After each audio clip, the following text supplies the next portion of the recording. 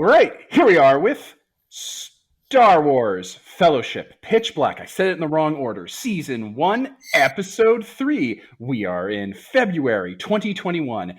And to my internet, I am Devin playing the Overlord framework. And now to my internet, we have Explain Why. Oh, right. Introductions. Hi, I'm Stephanie. I'm playing 411KM, also known as Kim, a droid using the Air playbook. I'm Nicole, playing General Dreadnought and Arc Clone Trooper with the Tinker playbook. Peter as Shining Peak, the Nelvanian Force Mystic, the Ogre. Ian, playing Sicarius A, Harch, and the Spider playbook. I'm Holden, playing Zevin Dre, Human Jedi Knight, with the Lantern playbook. Specifically a Harch, not a Hatch, as we've previously discussed. All right, gang, we got it in first try. So, who would like to briefly recap what happened last session in Episode 2? Oh, shit, right. This episode is called The Mordhouse Turnabout. First try. Nailed it. Nailed it. We have a Patreon. We have quality episodes. Who would like to recap last session for no reward at all, because recapping sessions isn't mechanically rewarded in this game, even though I think it should be in all games. It really should. This is the mouse guard. Nobody volunteer first. Not it. I genuinely don't remember. I remember that we met We met a member of the Tri-Camera Blue Man Man, group. but- Yeah. Yes, you met one of the Bluth family members. We got. Oh, We went to Lesat Prime because that's where the baddies are. I want to stop them. No, the baddies are everywhere. This is the Empire. But yeah, we wanted to save the people of Lesat. I think we got some transmission that something's going down. So we had a long journey. And we had many trials and tribulations along the way, including solving some marital dispute of some... Shockingly, the Jedi hero of the party did not declare that the single mother was the asshole. She, in fact, is not the asshole. Kind of an asshole. But, she was an asshole in a different way. She was an asshole, but she wasn't the asshole. Yeah, not for the purpose of her post, she was NTA. so there's very important distinctions the Force makes. Yeah. Right? It's like, whoa, you're not guilty. You're not innocent. Whoa. Well, thanks, Captain Crunch. That is her given Christian Necromonger name now, yes. Yes. So we landed at Lesat and we got some intel that there's some guy hunting the Necromongers out in the desert and we should go there. And we did. And we found some guy from the Old Republic. That's right. You met your one prestige BioWare level detailed companion and added him to your group. Yep. And then because I let the session get away from me, that was basically the whole session. It was just a long journey. Oopsie doozles. Yeah, it was fun. Oh, it was, but oopsie doozles.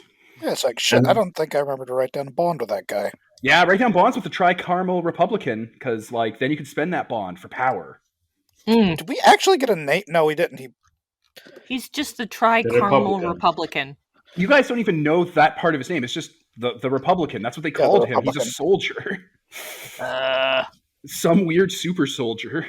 And now I have to remember how to add cells to this thing. I actually did already have a There we bond go. written down for him. I don't have one for Ian's character, but... I mean, to be fair, you did ask him his name. No, you told him your name, and he responded that his name was also your name. So you did technically get a name from him.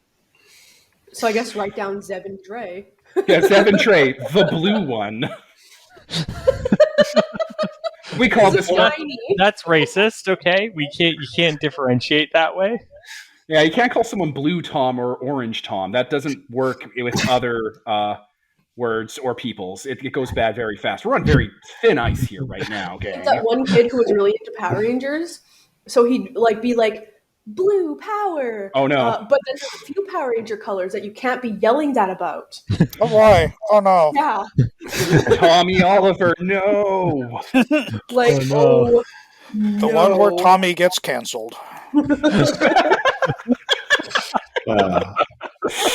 It sounded like an Always Sunny title card. Tommy Oliver gets canceled. Well, like they're in the power centers. Like we were just the Green Ranger had to be retired, but don't worry. We think you're gonna like how Tommy Oliver is gonna be a new part of the gang cancels Tommy Oliver. Well, like Adam or whoever the Red Ranger was at the time is like, we can't go around with a White Ranger because what's he gonna say when he transforms? God damn it, Kimberly, keep it calm. And she hasn't said one word the entire episode yet. Because they do that in Always Sunny. Dee won't be doing anything, and Dennis will be like, if Dee will just calm down for 5 fucking seconds. And I get so emotional. I love the well, hi. It's like I can't yell that, guys. Right? We have now spent 5% of last episode's runtime talking about this. It is now time to gently drift to the situation at hand. You are continuing your journey to get to Mordhouse. It is a fortress conquered by the Necromongers. You're going to get there whenever you want to get there after this part of the introduction is done, so it's not like you have a journey to go through or any challenges to overcome. It's heavily fortified. You can see nearby there are ships kind of like in low orbit, like not big crafts, just small support crafts that are kind of buzzing around, as well as maybe small fighters. Up in the sky, as you're looking, the horizon is, of course, always dominated by those the sisters, the gravity singularities that are twisting the sky into black and red maelstroms. But also, you can see hints and suggestions that there is a space battle going on, because Lesat is, of course, currently under siege. Every once in a while in the distance, a falling star streaks across the sky and makes a small explosion as people are shot down and lives tragically cut short. Or, if they're Necromongers, fuck those guys. So you're on your way to Mordhouse and need to put together a plan, or you can just rush right in and say you made a plan ahead of time. Who can say? But you're going to have to get into this fortified, heavily armed, staffed fortress. You're going to have to get past its defenses. You're going to have to get down underneath into the ancient technology area of the base and fudge around with the defense grid system in there so that the Necromongers don't realize if they blow up this base and ruin it, they can take down the shield around the capital city of Lesat and thereby conquer it, completing my Overlord plan and basically wiping out the Orc playbook from this game. Oh boy. Oh boy. So, Uh-oh. hey, Devin, I see Yeah? on the scratch pad about groups, gangs, and armies. Can we form groups, gangs, and armies? No. Unless you Oh, have that one Destiny playbook. There's advanced stuff that lets you fudge around with groups, gangs, and armies, and it's fantastic. okay. So I'm guessing that the ships and shit are there for like surveillance. They're basically like taking out any orbital bombardments the Lesat fleet is trying to direct at Mordhouse. Because like Mordhouse, they're not trying to blow up Mordhouse. They're just trying to like destroy its defenses so they can start landing troops on the ground. But it's very contested, and Lesat doesn't really have any forces they can really commit to it because they're trying to defend the capital city. So, it's a lot of single roguish Lesat heroes pulling together their resources and trying to do like blitz strikes against the Necromonger forces. Okay. There's like a whole other TV show happening on the other side of this conflict with Lesat rebels. Okay. I thought that the ships you mentioned were the Necromonger ships. I didn't realize they were Lestat No, yeah, ships. there are Necromonger ships. They're shooting at each other. That's why ships are crashing. Okay. Pew, pew, pew. Yeah, there's a firefight going on in orbit. Is there any way to get information about the grounds and the building, or did we get a map when we left? You did get schematics of Mordhouse, and there is a way to get information. You could ask Tora and Rudwar, because they lived here for a while. That's handy. So you're driving that big armored troop transport you got. The last the Republican is in the back, your new little friend, and he's with, I guess, all of Steph's droids, and he's currently dismantling his weird blaster rifle that looks exceedingly strange and ancient, and just putting parts together and fixing stuff and just working away, whistling a tune you don't recognize, while Tora is there also pulling apart her vibro sword and tuning it, and Rudwar is there pulling apart his gun and tuning it. Everyone's getting ready for murder. Speaking of getting ready, Sicarius wanted to get healed. I use my power on you. Oh, yes, please. What kind of spider food are you eating, Sicarius? Oh, no, wait, you're not going to. You're going to heal with magic, aren't you? Little light. Because I'm part Jedi. Actually, since this looks like the last opportunity we have to do anything that's slow? Yeah. I should Yeah, note this that is I it. do have a med kit with 2 Ye- uses. The healing is free per scene from Peter, I think, right? Yep. Yeah, So conserve your medkit because you could use it as a price pay basically for something in the future. It's That's true. valuable. That's true. Huh. And we're back. There we go. 1, 2, 3. Okay, so as we were saying, Sicarius is injured, and Peter's character, Shining Peak, is magic. Yeah. So I go over and put my hands over him and start wibbling wobbling and healing him up. And yeah, you can heal Wibbling or and whatever. wobbling. thank you. Right. Damn, I've never seen the wibbly wobbly technique before. This is amazing. Yeah, it could be all better. Thank you. Yeah, Shining Peak lays her hands on someone and removes their injuries through sorcery. Yeah, some shamanism, mystic, something. It's the Force, guys. You guys saw a miracle. Like when the JC did that, people took notice. That's a rare ability in the Force, even among the Jedi. Holy shit.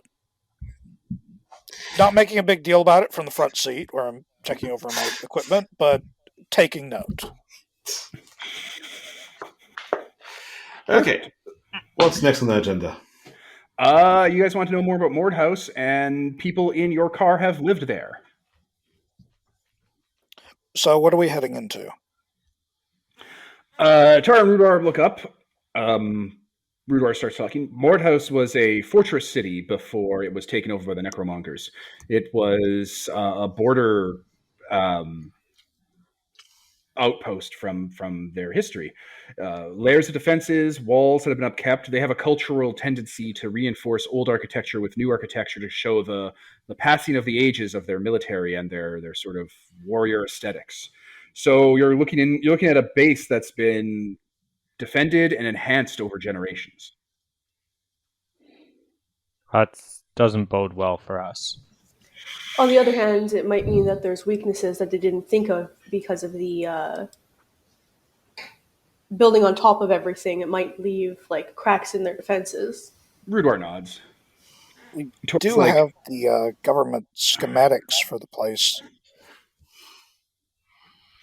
Probably a long shot to hope that there's any old access ducts or maintenance tunnels they haven't bricked over or set very guards on, possible. but worth a look. Tora kind of looks at her weapon as she's finishing modifying it. The easiest way to break into Mordhouse would be attack from the middle. Go into the middle part of the tower, which is rarely well defended because assaults come from the ground or from above, not really from that aspect. If we can jump up into there, we can go up and eliminate any guards on the top floors and then hold the top and work our way down. We can even turn off anti-air guns.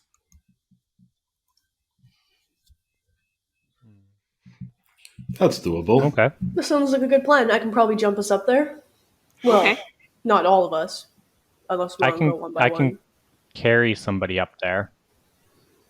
I mean, ideally, we'd split into teams. We'd have an assault team take the middle and the top, and then a siege team take the entrance, and work our way down in a pincer. So we pincer everyone from the top to the bottom from both sides, and take them out and flank them. They'd get disorganized. The Necromongers don't have a lot of courage. They'll get disorganized and scatter pretty quick if they don't have any commanders backing them up. Well- Speaking of commanders, what do you think about this ship that's flying above Mordhouse? There's a lot of different ships flying above Mordhouse. And like I said, they're not Is capital there- ships. They're like small ones. Was there one big one? No, they're just ships. Okay. Like not all of them are fighters, but there are a lot of fighters doing there's like dogfights happening in orbit, and then in low orbit there's a smattering of it carrying over, and every once in a while you see a ship crash. Okay, I thought it was like a Rogue One situation. There was No. something parked above. Okay. Nah, that's not happening. Those ships are in orbit, and they're not coming down because they're engaging in orbital dogfights right now. If one of those big ships is coming down, they're either winning the fight or they're crashing. It's like Okay, well- episode 3, how it opens with that big aerial fight that I rewatched, and it was actually pretty beautiful. Yeah. What a well done scene. Oh, yeah, that, like the first 5 minutes, the good part. The of it. tracking shot. No. It's actually really well done, even though it's CGI. It's really well done. It's just a good, energetic Flash Gordon fight. Anyway, Tora and Rudor give you their info. Tora gives you her suggestion. Just pincer formation, come in from the top, go up from the bottom, and just wipe them all out. Well, I can easily scale the walls and such, so if someone wants to come with me, I can carry them. I would probably be useful for accessing the building's defenses, so I can go with you, Sicarius. Thank you. Sounds good. I can throw people and jump myself, so that's fine. You might be a better use in the siege going in from the front. I was actually good. thinking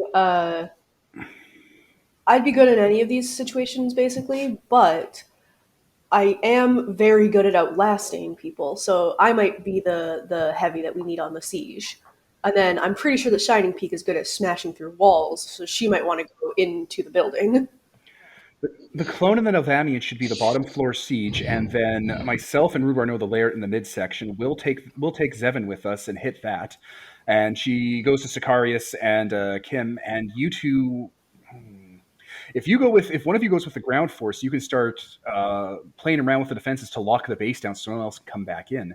And if we have someone who's good at infiltration in the midsection, we could quickly eliminate targets that are trying to raise an alarm. Which one of us is best at infiltration? Sicarius, that's your... Yes, that would be Yes. my specialty. Yes. Okay. And just as a reminder, if we're getting up and down the exterior of the tower, we all do have like a bunch of silk goods that might be useful for that. So Yes. funnily enough, in the sequel game, someone else is playing the spider, and they flavored it as having that liquid gel grappling hook stuff that is in Star Wars. It's like a little canister that you fire that has liquid in it, and when it hits air, it hardens into Durasteel and becomes a grappling hook tether. So, like, I know you guys have spider silk because Ian's gross, but you could also say that you traded that silk for grappling tether canisters, or you're just using spider silk like Spider-Man and throwing it around to like climb walls. I Yeah, was literally no. just picturing silk scarves. So like, I was just picturing all of us tying ours together as like one big rope. Trying to... No, you all have a bunch of bolts of raw, sticky spider silk. That's like super tensile strong rope.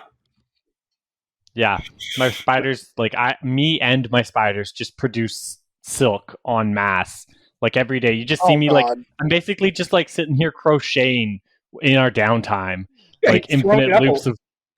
Well, he has 6 arms and those 2 big mandibles, so he's constantly throwing up a little and like spaghetti spooling silk out of his mouth into like silk because he can produce infinite silk. And then I Is that just where give it you guys comes a from? ball of Because silk. that's not where it comes from on real spiders. Well, I'm saying that's where it comes from on Ian. So, I'm just going to stop Ian from suggesting anything else. That's the fair. least It's a awful option. Harch, thank you. Okay. Yeah.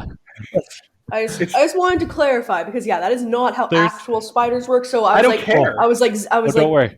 I was Actual like, Ian, spiders. are you actual- saying that you're sitting around like without your pants on, pulling silk from your butt? Like you can't just do that. It's not the same as just sitting around knitting. That's something you should not do in public. That's very culturally insensitive, and I'm pretty sure they covered that like on Camino now. You know, Yeah. Yeah. No. winning hearts and minds. Come on. Yeah. Hearts of iron. This game will come out much after Wildsea, but there's a character on Wildsea that can Oh my produce God. silk. And it went terribly wrong in the episode. And Look. it came off very X-rated, is all I'm going to say. Look, he's just throwing up silk and spooling it with his 6 arms like a knitter, like crocheting and stuff. Like he has like knitting needle hands and he's doing it, okay? That's what's happening. Ian doesn't get to make any other call because it'd be gross, and I don't trust Ian to not make the gross call.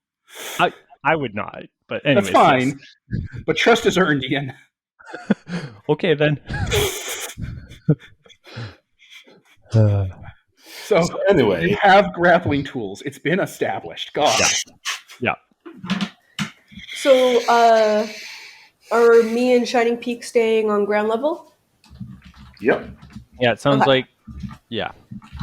And so Shiny- Sicarius is infiltrating. Oh, does that mean that I should go with Shining Peak and the trooper to help? It makes sense. Yeah. Base? All right. It makes sense because you have the most. You have a drone. You have a droid force with you. That's and true, you're I do. able to actually repair the Oh, Yeah, you're- that's banged up. that's true. Okay. Able to repair what? She's a technician. Yeah, but I'm... Yeah, but you're going to be spending your actions murdering. Yes. Yeah. You have rocket launchers and death rays. You're going to be doing other things than being a tech at this point. You also have warbots with you, too, on your backpack.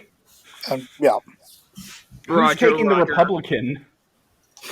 Oh, Probably boy. the front assault team. He should probably Yeah. go in the mid team, though, because the front team is like a big melee, and the mid team is going to be infiltration and stuff, and he's a one-man guy kind of thing. He's also slippery. I mean, we could just sort of bring him in with us, turn him loose, and use him as and let him just wreak havoc until we link back up. That's yeah. Yeah. That That's a sort fair of plan. seems to be his specialty, from what I can tell. Right. If you guys are talking openly in front of him, he's just like watching you guys smiling. Yeah, I think if we use him as a distraction's the wrong word. But yes, I agree. I look at him. As a destruction. How do you feel about that? I'll do anything you guys tell me to. This sounds great. What does the hand say? The hand has its sidearm, and it's with its own fingers, like kind of like an octopus, like pulling the sidearm apart and calibrating it, while he's just sitting there with his other arm, like one arming, trying to like fix up his Republic rifle. And once in a while, the robot hand goes over and guides his hand to a part, and like puts like his tool into it, and like gently guides him into doing it. And he'll just automatically take over, and then the hand goes back to its work. That's amazing. Yep, that's Hand his is job. okay. Misrul's hand grenade. All right. Yeah, he's a hand grenade. Okay. Don't The use train it for... has spoken. It is Ow. affirmed. The Sorry. train has spoken. It is decided. Okay, you arrive into the kind of the battlefield area of Mordhouse, and as soon as you get there, things are not as they seem, as we will now transition to the set piece I wrote, The Siege of Mordhouse. So, the siege has the to arms stat, which is the first thing I'll introduce to you, or the to arms section. You are attacking the stronghold, you are going on the offensive, and you have to enter this base and do the work you have to do. There are two stats currently in play. One is called a stunning turnabout. As your vehicle drives onto the battlefield, destroyed troop transports, wrecked droids all over the place, dead bodies, people like little like posts with like helmets on them as scarecrows and stuff. You notice that there's a full-on firefight happening here. Necromongers are killing Necromongers. Specifically, any Necromonger dressed as a Lesat is gunning down every other non-Lesat Necromonger, and they're working together, cheering on and engaging in a swirling melee. Which means, for no reason at all that you can ascertain at this point, the Lesats have turned on the Necromonger horde. All the traitors seems to have, at the same time, decided to kill the army they joined up with. So Okay. you now have allies that you didn't know you actually had, which means Awesome. everyone gets one use of a distraction. So for this set piece, you have one use of a distraction each player. You may spend that distraction to have some Lesat commandos or Lesat Necromongers burst in, take care of something, and let you do something more important if you get held down by troopers. This goes into the second stat, though. Because Lesat started doing this actually kind of a while before you guys even got here, that means the whole base is on red alert. It's currently under siege, and it is aware.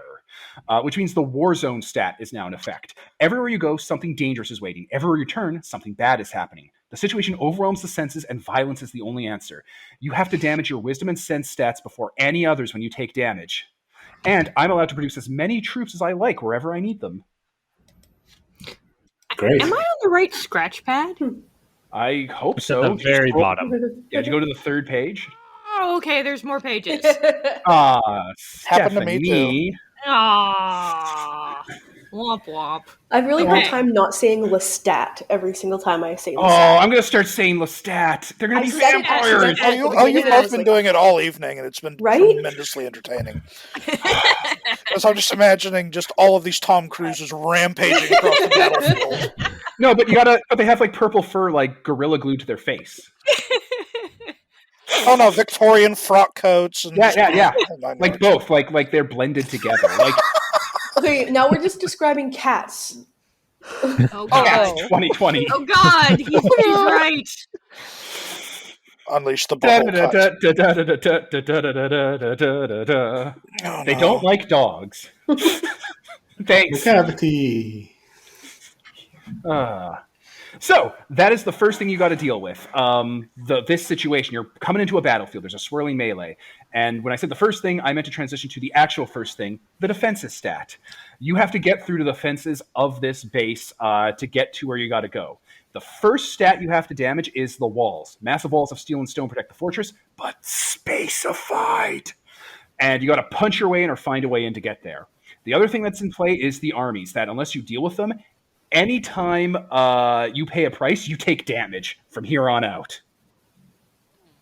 By the way, all the things I seeded in here make you pay prices, so go fuck yourselves. Neat. And then finally, once you get past the walls and the armies, you get to the interior defenses, which is a long journey where you all describe to each other how you all individually get screwed over by this swirling melee. Before we get to the last bit, which we'll get to later, you don't have to worry about that now. The first problem is getting in. So yeah, there's like fighters crashing into the side of the tower. There's people being thrown over onto spikes below. There's gunfire happening. You see battle droids on the field, like Separatist era battle droids, because it is the Separatist era, like shooting at Lesat and blowing up. It's confusing. There's things exploding. Mortars are going off at other mortars. Like someone on one wall is firing a mortar at the other wall to blow up that mortar. It is a nightmare. There is friendly fire on, like in Diablo 2. They clicked the gemstone.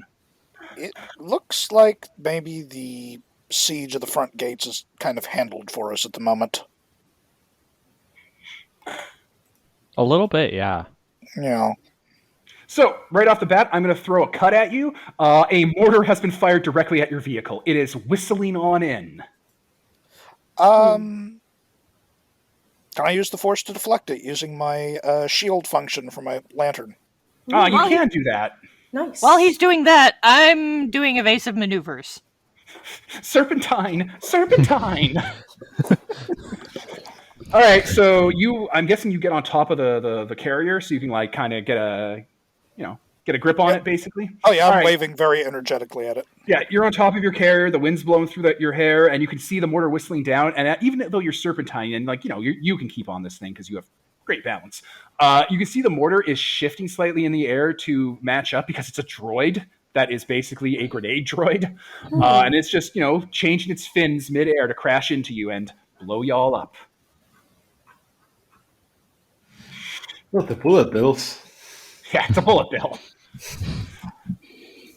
So yeah, blah, blah, blah, blah. You can keep the shield for yourself or command to protect an ally. So yeah, you could just... Use a little light. Okay, so this is ordnance. I'm going to say when this hits your shield, it will damage your little light. It's going to explode on impact.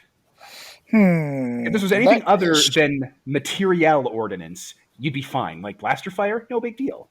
Okay, does anybody have a better option for dealing with it then? I'm currently trying to read through my character sheet. Why doesn't someone shoot it down before it gets here?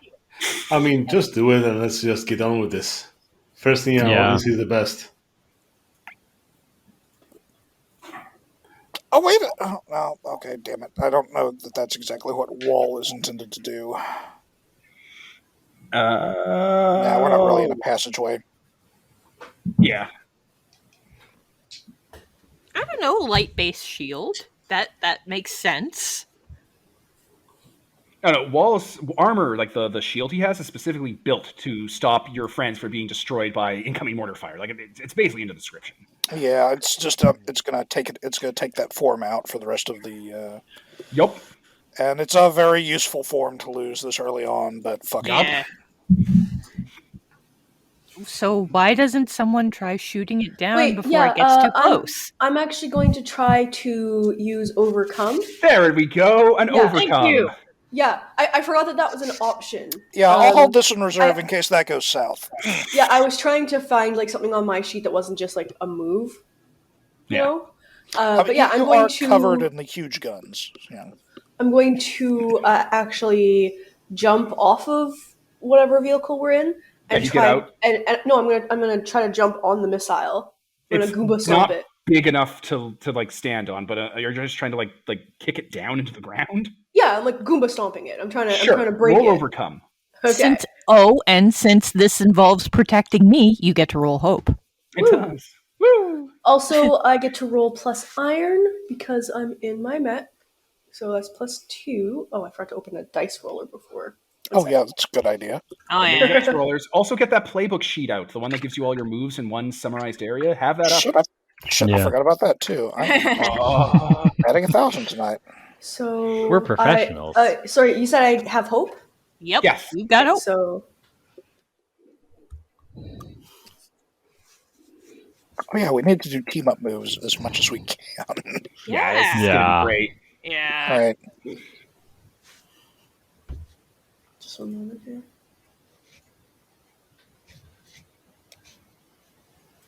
I don't have a way to pause because this thing. Okay, doesn't let- yeah. okay. I got a 7. All right. So on overcome 7 to 9, pay a price or take the 10 plus to take the 10 plus result, or create a temp solution.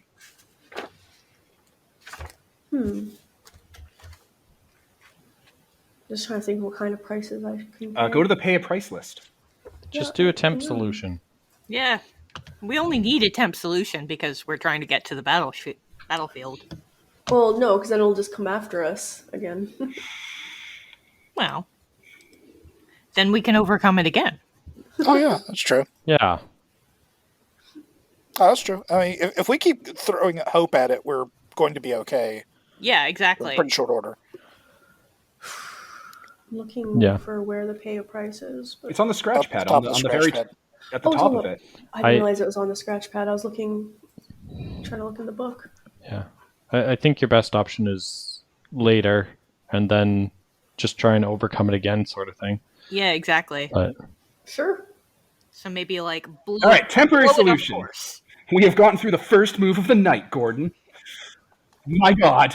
All right, so the clone trooper in their dreadnought, gets the jump jets on, kicks off from your armored carrier, and throws the weight of it down and its arm and legs at the droid missile and knocks it into the ground where it doesn't go off.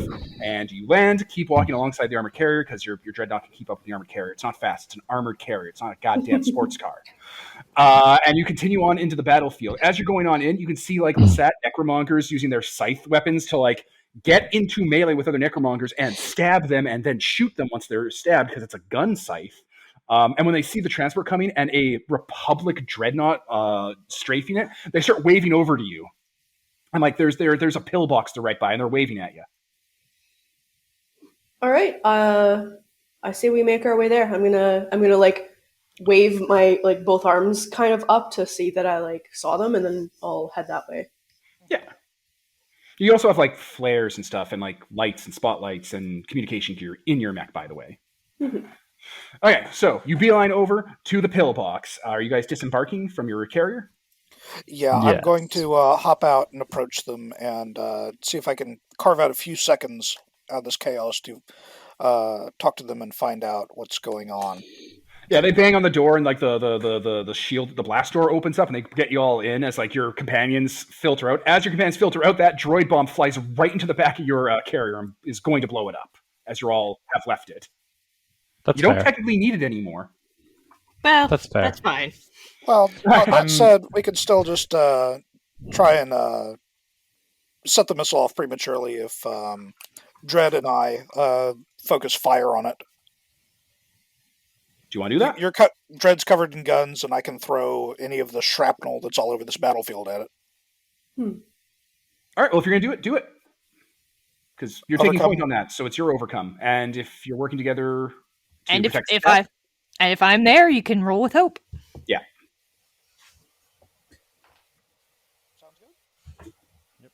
Sorry, just to be clear. Holden, are you rolling? Yeah.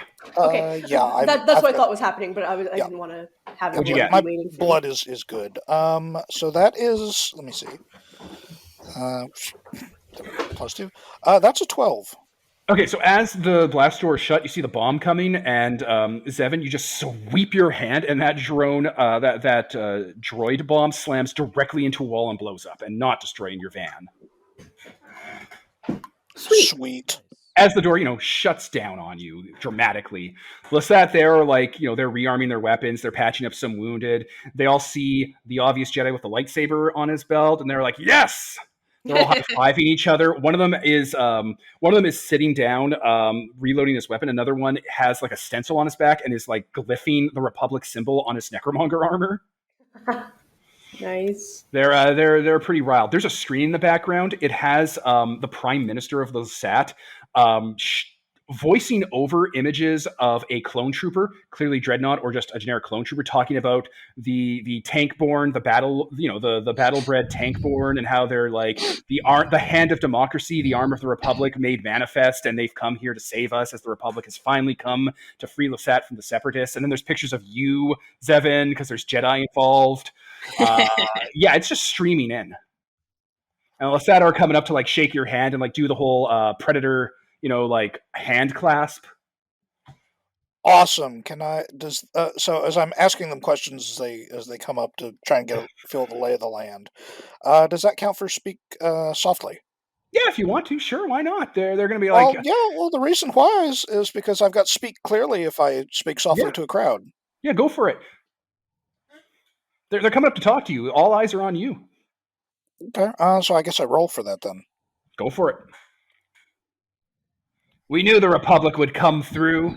Enough of this Necromonger death cult nonsense. We'll put them all on the ground where they want to be. And that's an 8. Right? I don't know what any of that does, so you let me know.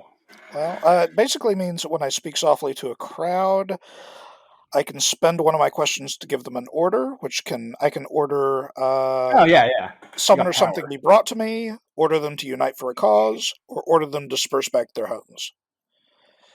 All right. So you're a captive audience. So I'd like to ask what they can... hold on a second. That's actually... Looking at my list of questions, I get... so I get 3, but I rolled less than 9, so one of their answers isn't helpful.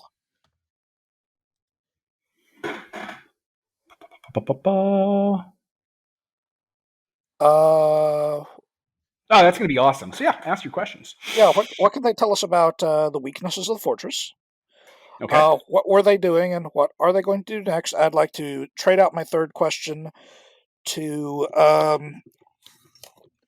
sync up our comm links with a squad and try to basically convert them into another use of distraction for later on.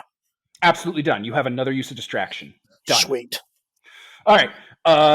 So the first question was layout and defenses. They'll give you a full sit rep of what's going on, what blast doors have gone down, the problems that are happening. You can get it. Like, it's going to be more of the same that I just told you, just more personalized and up to date. Basically, like they are currently in the middle of the siege. They are going to take back Mordhouse or die trying. And what they're doing here is like, we were just bumming around, sieging Mordhouse, getting ready to take, the Lesat capital. When the screens come on, turns out the Jedi are here to save us all from the Necromongers, and the Republic is reestablishing trade routes with the Strait of Messina. Came right from the Prime Minister. There's then a screen of that admiral, the traitor admiral, the one that was there telling people that they should join the Necromongers because the Republic will never come for them. They have a trident in their stomach, crucifying them to a stone chair in the middle of the Senate. It's like, yes, the Prime Minister challenged the Necromonger General, our general, to single combat, and they got put in the chair of shame. So we're quitting. The Republic's here. We're Republicans. Woo! This is the terrible... different ways. Okay. This is the terrible truth you didn't want to know. The Prime Minister has posited that you are here to rejoin Lesat to the Republic. Oopsie doozles. On a long enough timeline, not technically untrue. From a certain point of view. They already were part of the Republic. Like, the only reason they wouldn't be is if these Necromongers won. And the Separatists. Remember the Separatists? The Separatists sort of sold their system. But they weren't part of the Separatists. They never have been. Yeah, they resisted a lot, but yeah, it's a whole thing. So they're saying that you guys are here to wipe out the Separatists from the area and free them from the Necromongers, and everything's going to be hunky dory. I will remind you that this system, untrue. I remind you that this system is in the middle of Separatist space in the Outer Rim. It is so far from the Republic. They are never sending people here until they do at one point. And then the style starts changing a little. And Everything starts to be made out of like stuff you can buy at garage sales and spray paint really quickly on the cheap, Jorge. And has a serious 70s stylistic change. A fair amount of mullets and white man afros are going to be going on. Don't worry, guys. We won't suffer for long. They're going to send in the rebels. Yeah, they can't listen rebels. This planet blows up. No, they get attacked by some EM weapons that, just fry people's like neurons or something. That's called lightning. You tell me they all got struck by lightning? That's wild. Lightning I guns. believe it.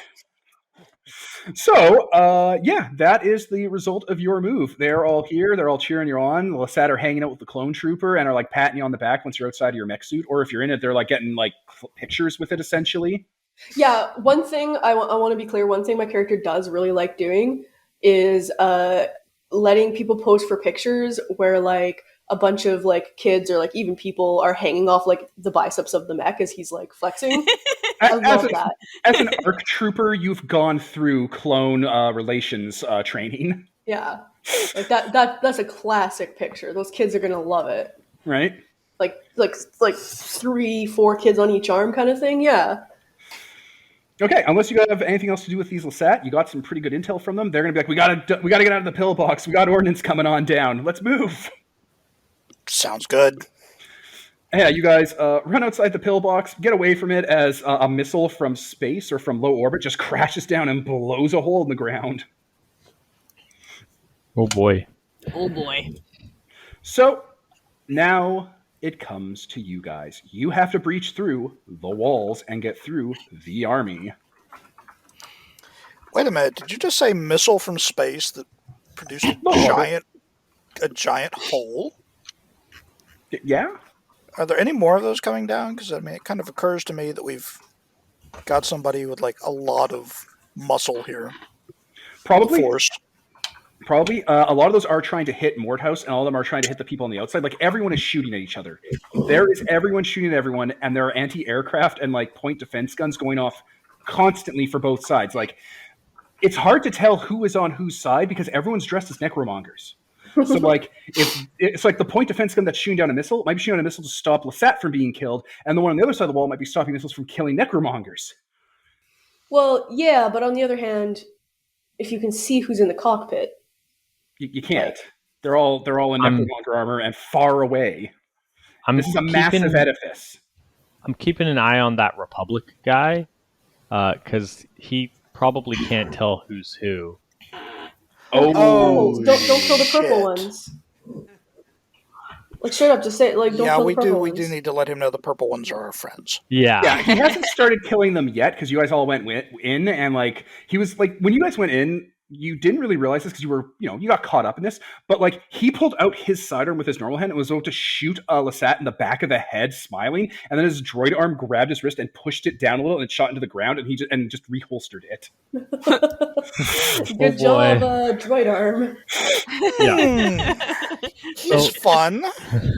So like he was trying to run after one, and like it looked like he was going to pounce on them like a cat, and the droid arm grabbed onto the wall, and he like jerked a bit and like fell backwards, and he was like, "What? Huh? I guess I tripped." Yeah. Don't shoot the purple ones. The purple what's? The like pointing at the Lesats, and I'm just like these ones are allies, even if they're wearing the wrong clothes. Like he's looking at one of the Lesat, and like the droid arm goes up to the Lesat's helmet. The Lesat doesn't move because this is clearly a Republican super soldier, and takes off his Necromonger helmet. And he's like, "Oh, like a crab." Yeah. Yes. I didn't realize their faces came off. Do your guys' faces come off? Well, No. it's like, and I'll like gesture at his helmet and like I'll take it off again. Yeah, goo comes off of from the helmet, a lot of goo, and he's like, "What? Well, that's a helmet." Yeah, that's also what theirs are. Those aren't actually their faces; it's their helmets that they're wearing. I guess. I mean, it doesn't sound right to me, but okay, I'll take it on faith. You're my family, right? You're like my brother, right? We're friends. Yeah, you wouldn't lie to me. We're family. Yeah, we're friends. He will put his helmet back on, and you have successfully-ish, because Holden did try to tell him what to do last session too, to be like, please don't be a burden. You have successfully navigated the Republican killing everything he sees. Yeah. I wanted to make sure I brought that up before we got too deep into this. Yeah, because if you didn't and I remembered, it'd be like, oh, there's a lot of dead Lesat around him. Well, that's what they get for wearing Nazi memorabilia. It is what they get. Oh, I mean, fair, right? Yeah. How is he supposed to know they were only cosplaying? The economics of He doesn't know what. the economics of what? The economics of what? I was trying to think of the name of that anime. Hetalia? With Hetalia. No, not Hetalia. The one with Schrodinger. Oh, Helsing. Yeah. Where a Nazi cyborg who is also for some reason fat does a disco karaoke song about how much he loves war and violence. I mean, That to be sounds like fair, Hellsing, if you're yeah. going to have robot parts, being bigger probably means you can have better cooling systems and stuff. Sure. I mean, okay, yeah, I'll buy it. Why it was was also, he a robot? It was also Nazi tech, so it was probably garbage to begin with. Anyway, moving along. We're too deep into this. You stopped a bunch of Lesat from being gunned down by a weird coral underwater super soldier. there we go. That was the point. The Republican is something that came out of the Shimmer. Okay, so it's good that you kind of negated that problem. Yeah, I am really glad whoever brought it up thought to bring it up because I think would not I have it. did. No, I don't think it was you, Dennis. I think it was Ian, yeah. I know. I was Yeah. taking credit on purpose. Yeah, like we just watched that episode where Charlie makes the stool break, On and Always then Dennis Sunny, yeah, takes it's a the whole credit. thing. So I could tell that you were doing that, but you know. Anyway, Captain Star also did that. So, how are you getting through the walls? How are you getting through the armies? Yes, there are missiles falling. Yes, it is chaotic. Yes, there's gunfire everywhere. Yes, there are cuts coming. Both I me and can- Shining Star or Shining Peak Peaks. are able to smash through walls if we need to. Okay, I hope you can back that up with moves. Or I I have also- the dangerous tag. No. I also am capable of just climbing a wall, carrying a person. Okay. Yeah. Oh, that is true. We've got a lot of climbing and carrying capacity here. Yeah. Right. I mean, we've got all these ropes to tie each other together with as far as that goes. Right? So, who's going up? Not me and Shining Peak are staying here. Everyone else is going up. I think Uh, I'm staying with you guys. Oh, right, Yeah. right. Yeah, you're 'Cause- staying here. Steph has a droid army, remember? She has like Yeah. 5 droids with her. I think it's the 3 Jedi and me, and then everybody else is down here. And the Republican's a wild card. Yeah. Yeah. Okay, so who wants to take first go? Because we got the walls. You all have to overcome the walls in your various ways, whether it's going over them or whether it's going through them. If we can get over, is there any? How thick are we talking? If we can go over, is there a chance we can get a door open for the others? Or Cartoonishly large 70s sci-fi impressive thick. Like, big, cool Mobius style art. Yeah. okay, so this is not something you're cutting through with a lightsaber unless you got Oh my god, an no. afternoon to work at it. Okay, No, this is like a real fortress that has existed for 1,000 generations and understands that sometimes people have glowing toothpicks. Warhammer I would 40k like, walls. Gotcha. Okay, Yes. Yeah. I would like to break through walls for someone else because I'm not going through the walls, but I can break them. So Alright. can I take it for someone?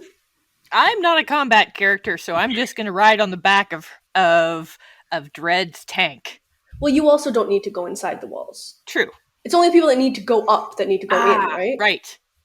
So I can break through, and then people can go from there. Or do you guys want to climb on the outside of the building? That might be dangerous, though, because there's ships and shit flying around. The ships are not the problem. The Necromongers shooting at everything they can see is the problem. Yeah, The ships are not shooting at little people. They're trying to shoot at bigger things. none of us have cloaking abilities, I assume. 'cause Now, that's no one not took really the a elf thing, playbook. right? Actually, So I'm like- I do. You Oh. do? Yeah, Wow. but I can only cloak when I'm holding still, so I'm not Oh. sure if that really helps. Yeah, and if you can only cloak yourself, it's not... No, I can cloak a whole group. Huh. Because on the other hand, then you might actually be useful to be like clinging onto the back of Ian and having him be invisible so he can get up. fine holding still. Not Right? moving. Like, well, yeah, like how does Not that work? Because moving. even if like you're just having a piggyback and the person who's holding you is moving, you can't do that. No, That's that doesn't. cheating. Okay. Enemies will never spot you unless you leave your position. So if I'm yeah, okay. on somebody's back and they're moving around, that probably won't Yeah, work. that doesn't help us get Yeah. to a wall. So I will be right back. That the might help if wall- we were sneaking in on a train or something, but we're not. The wall is a threat, and its stat of being a big, stupidly big wall is it can't take damage. But I will let you finish it if you can do a 10 plus to destroy it to punch a hole straight through it. Other than that, you'll have to go around it or find a way to open up some of the blast entrances to it. Can't Okay. Well, Dread and Shining Peak. Why don't you just blast a hole? Right? Just fucking start tearing through it. Someone give someone advantage, and then someone use that advantage to be amazing. Start blasting. I can So- only break through wooden walls and support. Oh. Now, I'm going to say the wooden walls and support will count for a lot of Star Wars material, Yeah. because fantasy and stuff, but specifically not siege walls. Yeah. You were right to assume that, but I am telling you, you have a lot more flexibility than one would assume from reading that. Mm-hmm.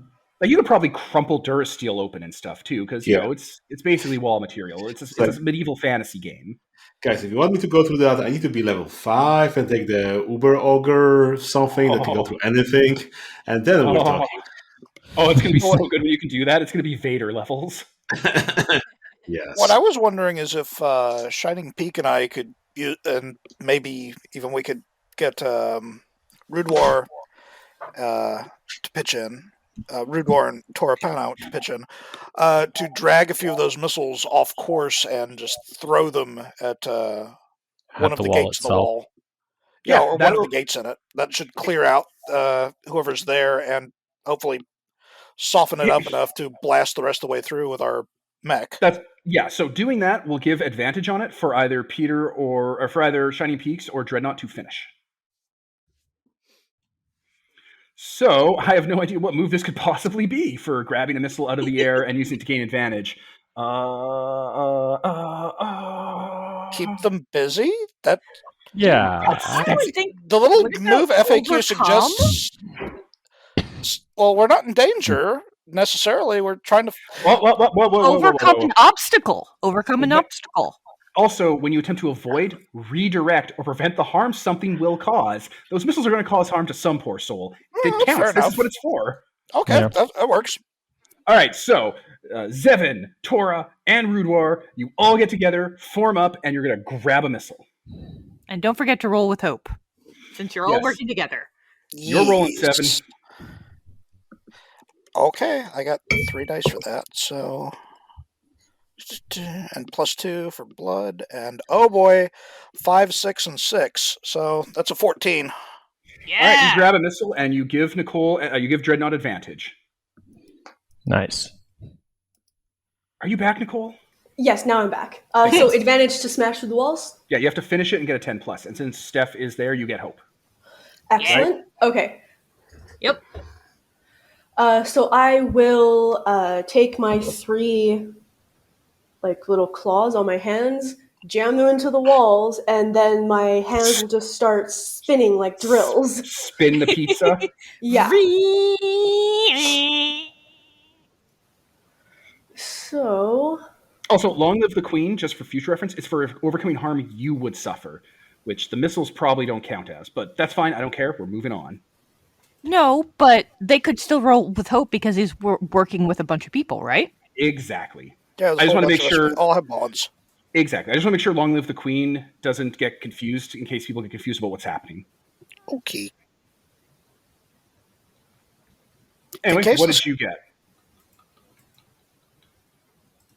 I got an 11. Okay, you blow a hole through one of the Nice. gates. Lesat start pouring in, Necromongers start pouring out, and it's a swirling melee now. So whoever wants to go in can now go in. Whoever wants to engage with the swirling melee to provide a distraction, you can do that. Maybe one of us should use one of our distractions to hold the gate so we can get in. With Sure, basically someone's- all of our resources intact. I can actually do that because I'm actually, going to be staying can- here. So Instead, I need to roll because if I roll, I get my webs. Yeah, So yeah. this sounds like a great use of get away when you need to get somewhere out of reach or out of sight. So like inside this place, out of this swirling melee. I'm going to roll to get out of this swirling melee. Okay, it is time to introduce the squads, because this matters. So, the first squad in the base, the base you're dealing with is the one I have just posted. So, here's things you have to understand.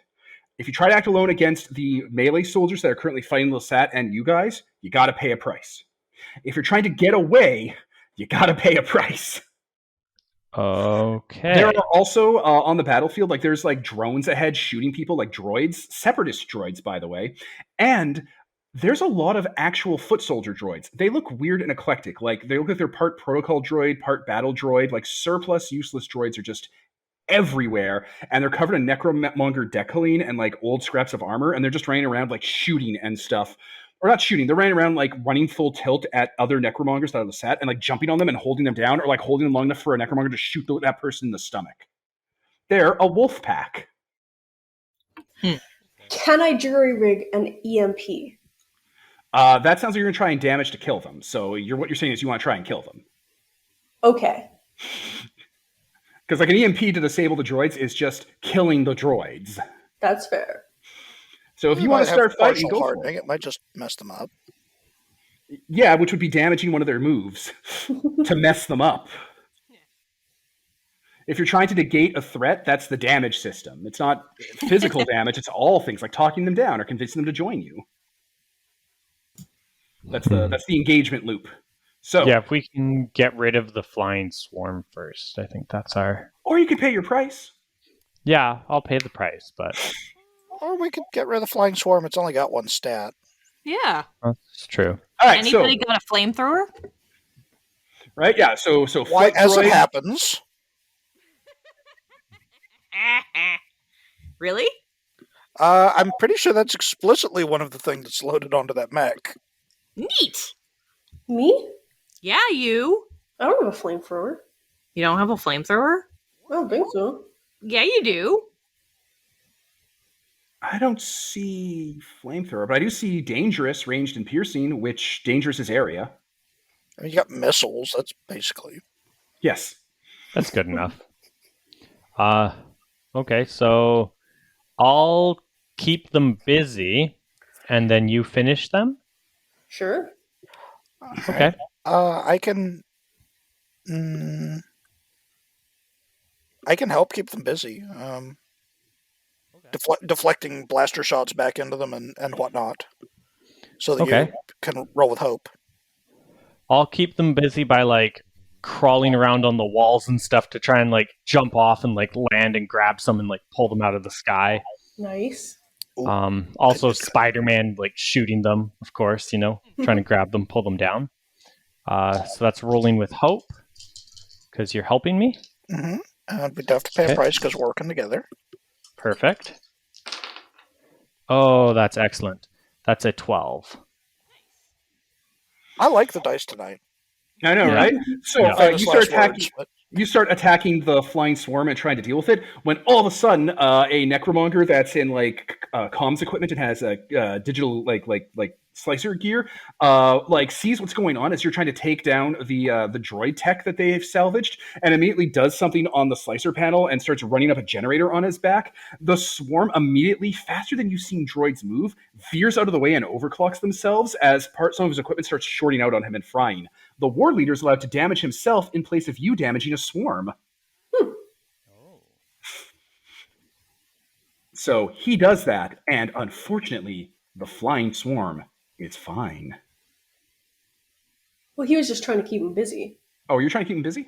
Yeah, I was just keeping them God busy damn to give advantage to the person who's going to damage. You've clearly done that. I'm sorry. I can't keep up sometimes. It's cool. I got jumped ahead because I'm reading 5 different things to make sure I got all the... Oh, God, yeah, this is hugely complicated. No. These Yeah. are exalted Yeah. guys. So, All right, so they're kept busy. You have advantage, Nicole? yes. I am working alone. Like, I don't have hope. Yeah, someone should probably So- help her. I'll start shooting into the mass with a blaster to help you. All All right, you two are working side by side, start trying to take down these drones. Go for it, Dreadnought. Finish them with blood. Yeah, you roll. My blood sucks. Says the droid. Right? Or iron. Can't you use iron? I think I Iron can. does something different. Oh no, yeah, iron is if I'm outlasting them. But this isn't an endurance. This is like straight up just trying to fry them with an EMP is what I'm trying to do. Yeah. And yeah, I got a 9, 10, 11. I got an 11. Okay, redirecting that to the war leader. So Okay. whoop, he overloads some of his Tesla coil gear on him to keep the swarm out of reach and safe. He probably puts in like some counter EMP hardening into them very quickly and makes their shield generators click in. Hold on. Frequency. On a 10 plus, don't they just get straight up taken out rather than damaged? Yeah, I guess. Like I thought that means I can redirect in case a swarm gets taken out because that's the war leader's purpose. Yeah, like he's using a special move right now that is different than the. Yeah, but it says it standard takes one. damage in place of a swarm they lead, but they didn't take damage, they just got taken out. I mean, technically all their stats are being damaged at once. That's what the 10 plus is. It's a total shutdown, right? Right? All right, fine. They're still alive. The swarm is taken out. Yeah, it's hard to. I'm literally, I've never done that. the system for, so I'm fine. curious. Like that was my interpretation. It's like, oh, the war leader is there to like soak a few hits for the swarm for management. But yeah, if 10 plus No, takes I mean out, it's probably explicitly detailed in taken out, whether it's equivalent to just damaging everything they have at once or not. Not really. You cannot attempt to finish the blah blah blah blah blah. Yeah, I'm just gonna move on because I'm trying to keep momentum. So Yeah. flying swarm is gone. All right. So boom, they're out. You don't have to pay a price for getting away anymore. Okay. But there are various cuts that are going to start triggering off as things are noticing you guys taking an active fight. So you all have the warrior swarm is a gang. It's like 30 dudes, which means you have to hit them with, I think, Area? God damn it! It doesn't even say in the one I copy pasted. The last one I did. But yeah, you have to do dangerous or area to them at this point. I got to find the right one for it now. Well, at any rate, if the warrior swarms come in, I guess I can take over and do my God of War and keep them busy by myself. God of War is so great. Oh yeah, you can do that. Okay. Well, while you're keeping them busy, we will get away. Okay, go for it. Oh, I just try to grab the army rules. And I'm working with people because we're all trying to get away together. So that will be, oh god. That is a not great grace. It's my grace stat. Oh, it's a 0. Oh no. That's a 6. Do we? Does How does Steph that have a thing to reroll make you mechanic be able work? to reroll? Oh yeah, Steph is allowed to re-roll me a dice. Yes. Do you want to do that now? Is this dire? Will you die? I don't know if that's a dire. What happens if It's we going to be don't? a cut. Yeah, it's just a cut. Yeah. Man. Jesus Christ, you guys are at full. Yeah, I feel like we can take a cut right now. I mean, Devin, you amped us up. It's like you're going to be sticking your arm in a meat grinder, and you got to get it at least to the elbow. I mean, Right? Yeah, you guys are at full. But, that's Steph's power is once per scene, so if it's used early enough, it won't get to be used again when you might be down and out on your luck. That's what I'm saying. Yeah, that's That's what I'm what I saying. meant. Yeah, Is it we'll going to save- kill you we'll if save. you Yeah, don't no. do this? No. Well, I'll take a cut. That's fine. all right. Yeah. All right, what did you roll, by the way? You got what did you get? I rolled a 6, which is deliberately bad because I need a 7 to gain a web. Oh, that's brutal. Yeah. What do I got here? Yeah, okay. A lot of those droids start swarming you and jumping on top of you and holding you down. You're gonna be separated from the group as they're gonna pull you away from everyone in like a big, massive zombie swarm. So a bunch of protocol droids and battle droids and like half stitched together gonk droids with arms are like pulling at you and dragging you away into a swirling melee of warriors that have like melee weapons and are sticking people. Peter, did you say you were on your own going to keep the gang busy? yes, and by paying a price, I'm causing collateral damage. Okay, so just to act against them alone, which is a specific language of the warrior swarm, anyone trying to act alone against the swarm has to pay a price first. Pay that price first. I cause collateral damage. Because I'm the ogre. Okay.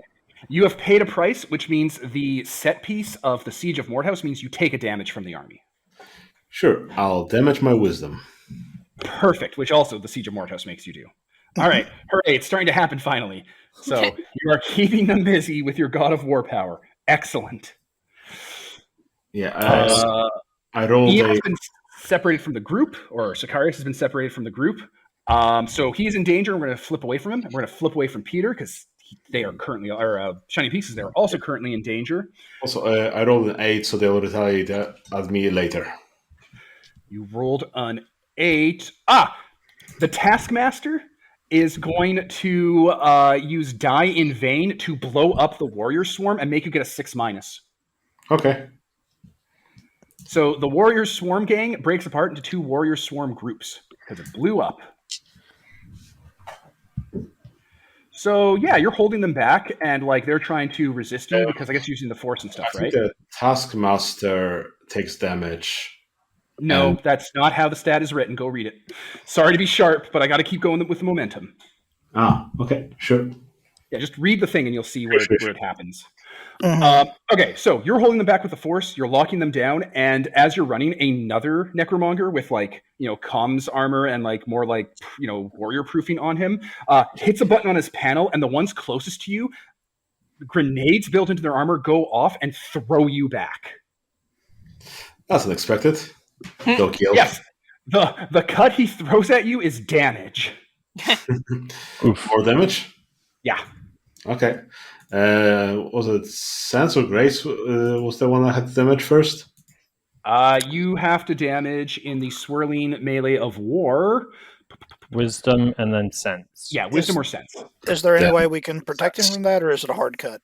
This will be a hard cut because you got a 6-. Okay. So I'm just going to throw it at you. Sure, so damage my sense. Yes. But that Warriors gang has been broken into groups, which means you guys can fight them if you want because now they're at group level. Nice. Yes. Okay. So you have been damaged, Shining Peaks. Sicarius has been damaged. So we will flip to Dreadnought or Zevin or Kim. What are you up to? I'll let Dreadnought go first. I'm just shooting everybody. All right, who are you thinking shooting? we Tell should- me. Probably get the Harch back. How many people? There's only those 2 guys, right? Those 2 groups or whatever. There's 5 things in this conflict right now, and they're all going to start throwing cuts at you. It's on the scratch pad. In It's squad Warrior 1. Swarm. Am I Warrior able Swarm. to attack the Taskmaster? Yeah, he's right there. You just saw him hit a button and blow up a bunch of his own men. He sucks.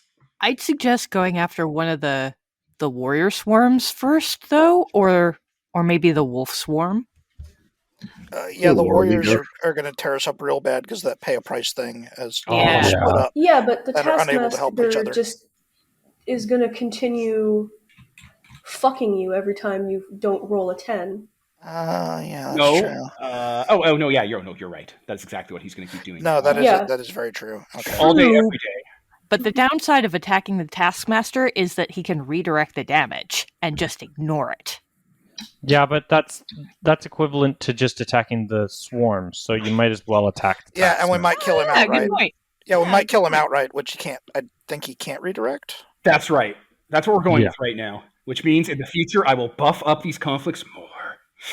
So what I would like to do is have my my deployable drones go out and get the best angle on him using and- my advanced sensors. So that means I can have advantage on him. Yep, damage that stat with the bonds of servitude as you use your little probe droids that will one day be those Empire droids that torture people.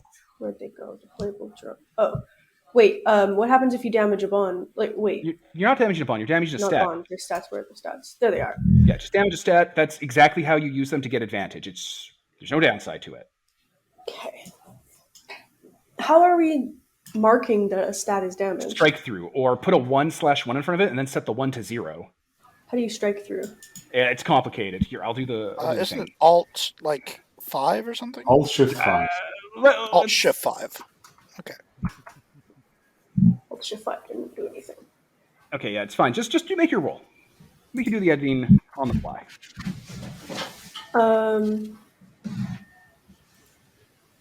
Oh, and I'd also like to bounce some lasers into the group to Oh, we'll get cover to up you. this.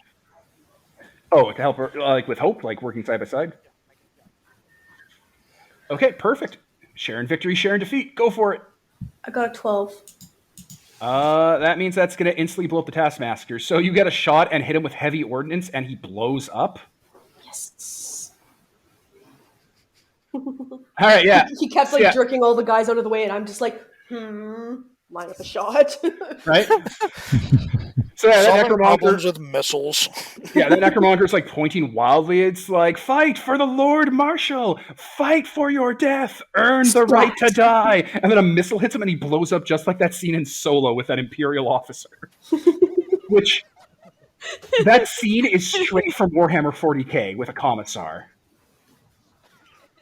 It's my favorite thing in the universe. So he is gone. There's like a smoldering, spinning half of a helmet of debris over there. Excellent. All right, so we're going to cut then because that was Devin and Dreadnought, which means the last person who hasn't gone is Kim. Oh, all right. I am riding on Dread's tank with my small army of droids, and I'm shooting anything that gets close to him. Everything is getting close. Okay, then I'm shooting everything. Tell me what you want to do. What do you want to target? All right. Calculating probabilities, wind direction, and ground trajectory. I will take aim at one of the warrior swarms. Okay, you'll have to pay a price to act against them, but I gotta let you know, you gotta get advantage on them first. So how are you gonna get your advantage? Oh, okay. Now you do have companions, 1,000 of them. So you could Yes. very realistically use one of the stats in your companions with the bonds of servitude to get advantage. Oh. Like your stalker has pounce. Yes. I will use pounce Haha. to get an advantage and take them unawares or distract them so that I can take a shot at them. Sure, pay your price Okay. from the list. Hey, does anybody want to help me with this so I don't have to pay a price? Can we? Well, what does that mean? Yes. Why don't you have to pay a price if someone helps you? What move is that? That's overpowering. Anyone trying to act alone against the warrior swarm must pay a price. So therefore, if I'm not acting alone, I don't have to pay a price. Of course. I'm sorry. Sometimes I'm simple. It's okay. Yes, that's literally what it says. Of course. Well, I could be on top of them, I guess, helping out. So then I would deal with them. Oh yeah, if you want to come in heroically and save the day. Yeah. Okay, great. Sweet. All right. So I guess that's Roll to overcome. No, it's not overcome. Nope. It'd be finish them because you got advantage. Oh, okay. Finish them. What do I roll on finish them? Whatever you One want. usually, because there's a bunch of options. Yeah, we don't actually have to kill them. You could try and scatter them if you've got a better stat for that. Yeah, if you have courage, you could they'll back off, or if you have grace, you can overwhelm them and they'll not want to get into a fight with you. Actually, I'll use sense or wisdom to scatter them, or to use the landscape against them. Sense lets you knock them out or disable them. Wisdom lets you be friends with them and forge a bond by showing them the error of their ways. That'd maybe be you could, amazing. Maybe you could shoot down some of the hanging debris and knock them all out with the Yeah, can I do that? falling wall, something like that. Yeah, just pick the stat you're using for the effect you're using, and that's all we need. All right, then I will use sense to knock them out. Go for it. Hell yeah. Roll. Where are you? So that's And 9 you've got plus help from Shining Peak, right? Yes. So that's 9 plus 2. I've got 11. Nice.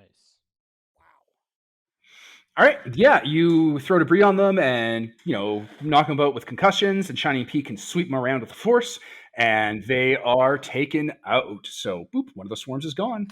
Now let's cut back to our friend, the Harch. So you've been dragged away by a bunch of battle droids and, stitched together other droids, and you are out of this battlefield. You've actually been pulled into the base, into a corner of it. What looks like when you turn a corner with the swarm, they throw you on the ground and, hey, it's Roger. Like it's R2. He's right there. And he looks shiny and new. And he has 4 brothers. Wait a minute. That's not R2. That's a commando droid. Oh no. The 4 of them approach you, leveling blasters at you, and then a battle droid that looks kind of bulky, and like its hands have like these mirrors on its palms, and its head has like a sort of like shiny like mirror system built into it. Walks up, and a hologram displays as Admiral Trench, your older brother, makes his appearance. What are you? Shit. He makes that clicking sound with his mandibles before he fully comes in, like that. Sicarius, what are you doing on Lesat? I had a job. Unbelievable. Now that his pictures come in, you can see that his arms are crossed, but only half of them. He's sitting down clearly and has like a lot of like clothes on him, and one of his mandibles is missing. And he has like a lot of like gauze and like back to material over half of his face. Are you okay, brother? No, I'm not okay. I blew up at one point. Some punk Jedi crashed a ship into me. This has gone on too long. You're going to make mother and father and father and father and father completely upset. Well, you're embarrassing us. I'm embarrassing us? Yes, you are. Don't make me repeat myself. I know there's not a delay. This is a hyperspace beacon. I'm just saying, like, look at what have you done lately? One half of the war for the Confederacy of Independent Systems as one man with an army of intentionally made stupid droids, paid for by the lowest bidder. Yeah, intentionally made stupid droids. That's a terrible plan. They're mass-produced. I don't care what the resources they give me. I turned sticks into spears. You have turned an education into a lifetime of bumbling around and embarrassing us. Whoa. I'm highly respected in this area. Among spice runners and sorcerers. Well... And droids who think they can be people. I mean, some droids are better than others. Well, yes, that's obvious. Some people are better than others. I know that. We went to the same schools. Yeah. Look, family is important, and recent events have taught me... He's missing like 3 of his arms on one side, by the way. Have taught me that maybe we should be spending a little more time together. You don't come by for Life Day anymore. Yeah, it's been a while. I'm sorry. Look, stop doing this. Come with me. Work with the Confederacy of Independent Systems. You can get an apprenticeship. You can be an admiral. Why... Like, how about we table that and focus on the Necromongers currently? He rolls half of his eyes, his many eyes. Don't play with Necromongers. They're filthy. Don't do that. Don't do that. You know what? We need to get rid of them. Yeah, they'll take care of themselves. They're fanatic. You know what? Stun him. Just stun him. You're coming home. We'll go to Life Day together. Mother, father, and father, and I will all hang out, and your other siblings. All right? Just stun him. Just shoot him. And transmission. Yeah, the transmission starts to disappear. They all start cocking their guns at you. This is the threat coming, Ian. Act. Brother. I will be sending a note to our parents.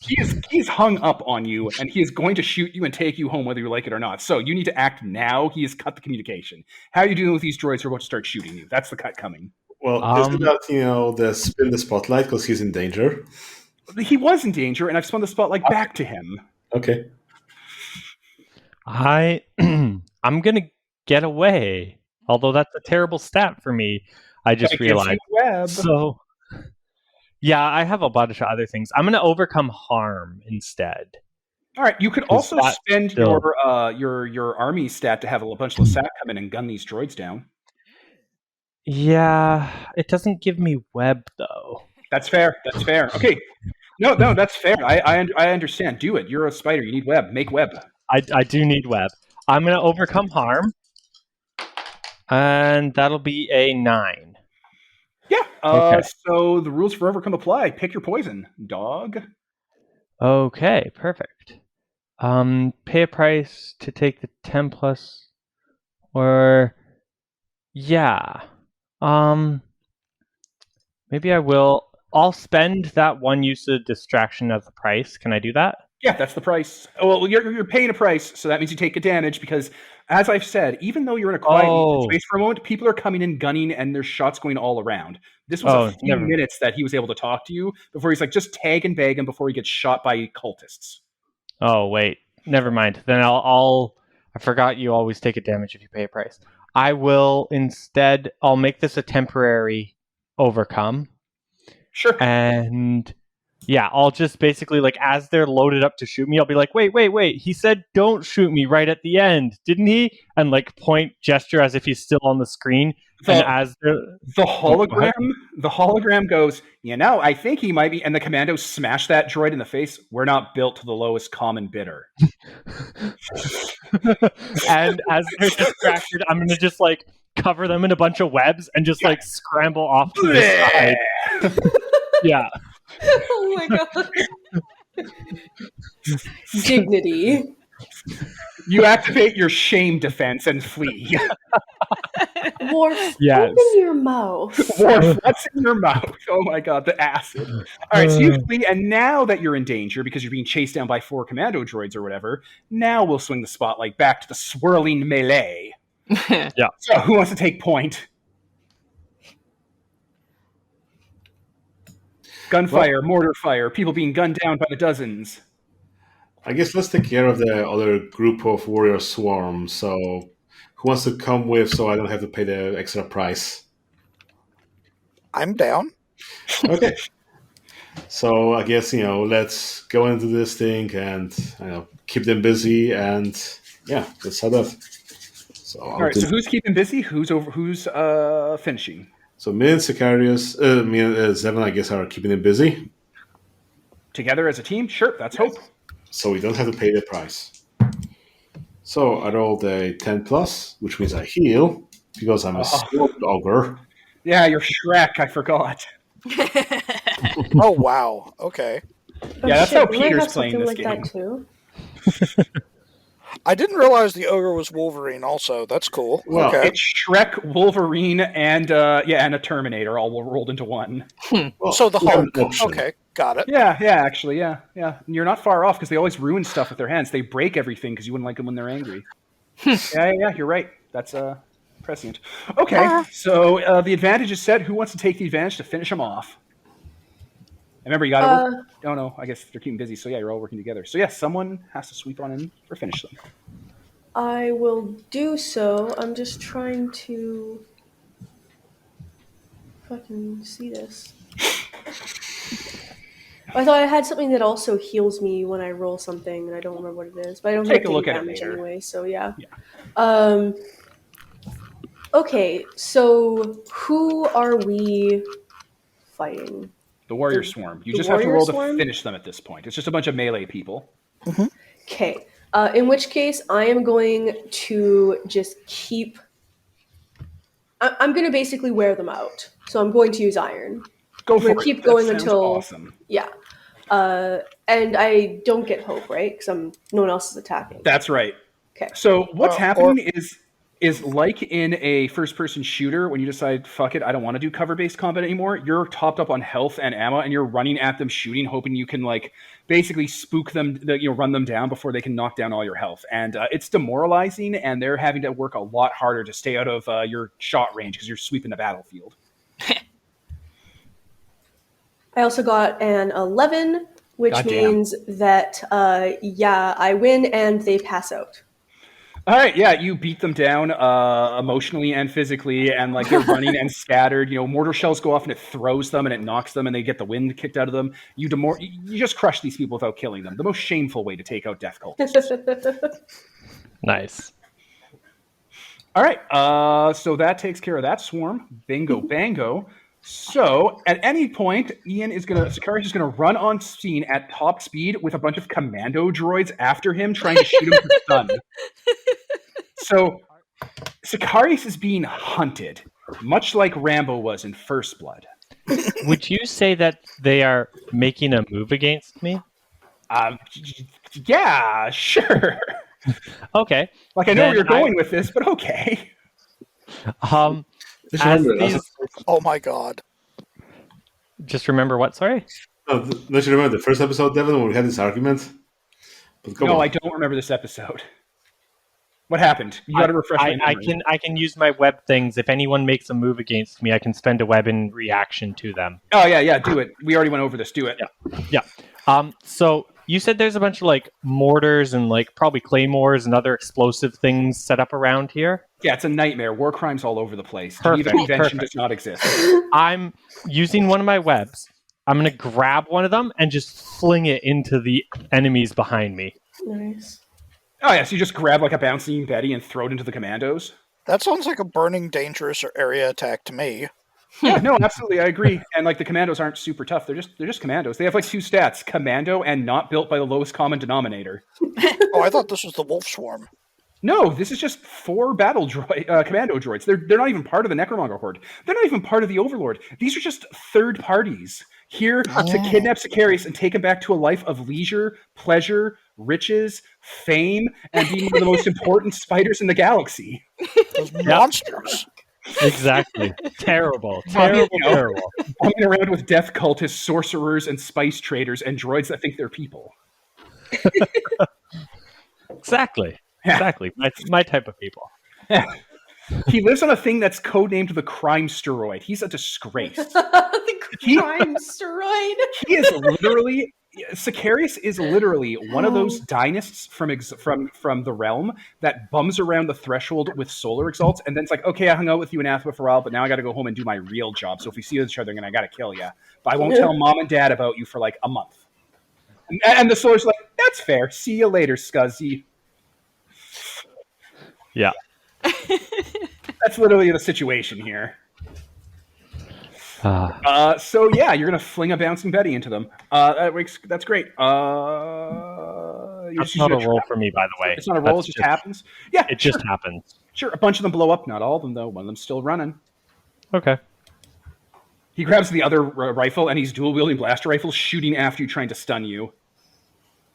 Like a competent droid. R2 sees me and he kind of knocks on the back of your mech. We got one of my brothers out there, boss. Let's put him down. I love killing someone's brother. Hell yeah. Perfect. Would you say he's making a move against me? No, that just happened, goddamn. Someone else gets to do something now. I guess I can jump in and try to keep them busy to, give I got to point out that wolf swarm of like half mangled droids, the mangled droids, they are still coming at you guys at full force. Someone might want to deal with those guys. Yeah, do you want me to deal with the... Well, my droid wants to kill this droid, so how about you deal with the... Your droid is fine with any amount of murder that happens, okay? He's just happy if you're ending a life, mechanical or otherwise. All right, in which case, yeah, I'll go after the other people. Wait, no, because Peter can fight a swarm on his own, right? I mean, this isn't a group. The wolf nope, swarm. It's a swarm. Different thing. Yeah. So Peter doesn't have anything special against it? I can hold anyone, keep anyone busy, no matter what they are, but they don't have anything special, so anyone can, deal with them. Okay.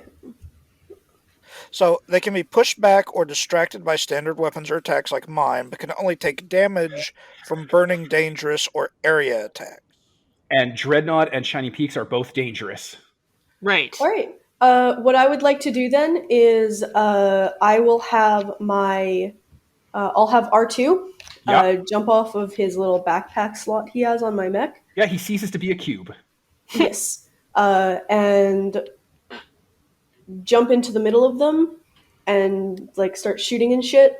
Actually, he's going to be around the outside of their group kind of thing, basically keeping them busy. Can he do it? Or can he not do that? Can we only do that to a piece? Spend one of his stats, and he will run up to the remaining commando droid and say, we got to go this way. And as soon as he turns its back, you can shoot it in the... Oh, sorry, this is the wolf swarm.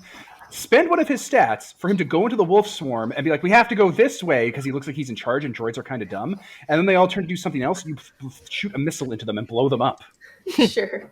I can't actually shoot missiles with a dangerous tag, because I only have ranged, dangerous, or piercing. only Ah. one at a time. Oh, okay. Well, you just So- jump into them well, then, or it's like he'll be Yeah, like, my stand dangerous. here. I was planning on jumping into the middle of them and using like the shockwave to knock them all down. or That's whatever. better. So he'll run into the group, be like, you got to go over here. No, a little to the left, a little more to the left. That's perfect, and then you'll crush them. Yes. When There. I'm That being is stupid. that is how we'll do this. Yes. I still have to roll, I assume. Yeah, you got to roll to finish them. So I'm gonna say you damage his commando droid stat yeah. because that makes sense to me. I got a 6. Yes. Unless Steph wants to intervene, because I know you're all gung ho about that. Sure, I'll intervene. That'd be great. One of my dice was a 1. I Let's think target that one. this might be a good time to re-roll. Do it, Nicole. Okay, I got an 8. Yes. All right, so you'll do a damage to the swarm. You don't have piercing, so I'll choose what gets destroyed. There's also a war leader that can take this stat. What? What was that, Pete? Yeah, the You still war have leader. Oh, shit, I can. Oh, thank God. All right, the war leader's going to take the stat. When you're about to crash down on them, the war leader sees that and like hits some stuff on his comm gear, and the droids immediately scurry away, and you crash down in the middle of nothing. And Archie's like, what happened? What was that? You had them. All right, I think I'm going to go take on the war leader and with my lightsaber. Yeah. Oh, shit. Enough of this asshole. Right? Just the striding first- up Jedi Knight style. Oh, no. All right. He's there. What are you doing with this guy? He needs advantage on him. You have companions. So walk me through using my companions. You damage one of their stats with the Bonds of Servitude, which you got. You don't have any companions listed on your sheet. KKK. I said Rudwar and Tora were going to be... Okay, I guess we didn't do that. All right. Out of Rudwar and Tora, your two... Yeah, you said to take them off the sheet, I think. Did I? Yeah, I don't All right. remember why, but you did. That seems weird. All right.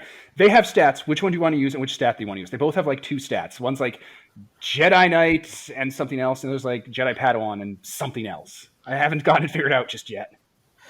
Something else sounds kind of useless. Let's use that. Sure. Excellent. Sure. Who? Rudwar or Tora? Let's go with Tora. She seems sort of more of a go-getter. All right, so yeah, you damage one of her stats, and that war leader is there with the tech. As soon as he's like redirecting and going to get the drones to regroup and swarm people, Tora runs up behind him and drop kicks him in the back, lands on him, and rips some of his gear off and smashes him in the head with it, taking his helmet off, throws the gear away, gives you the thumbs up, and keeps running, picking up a gun, shooting at droids and necromongers. Well, That hot guy's- damn. That guy's getting up, he has blood coming down his face, one of his teeth he coughs out, he's like, what happened?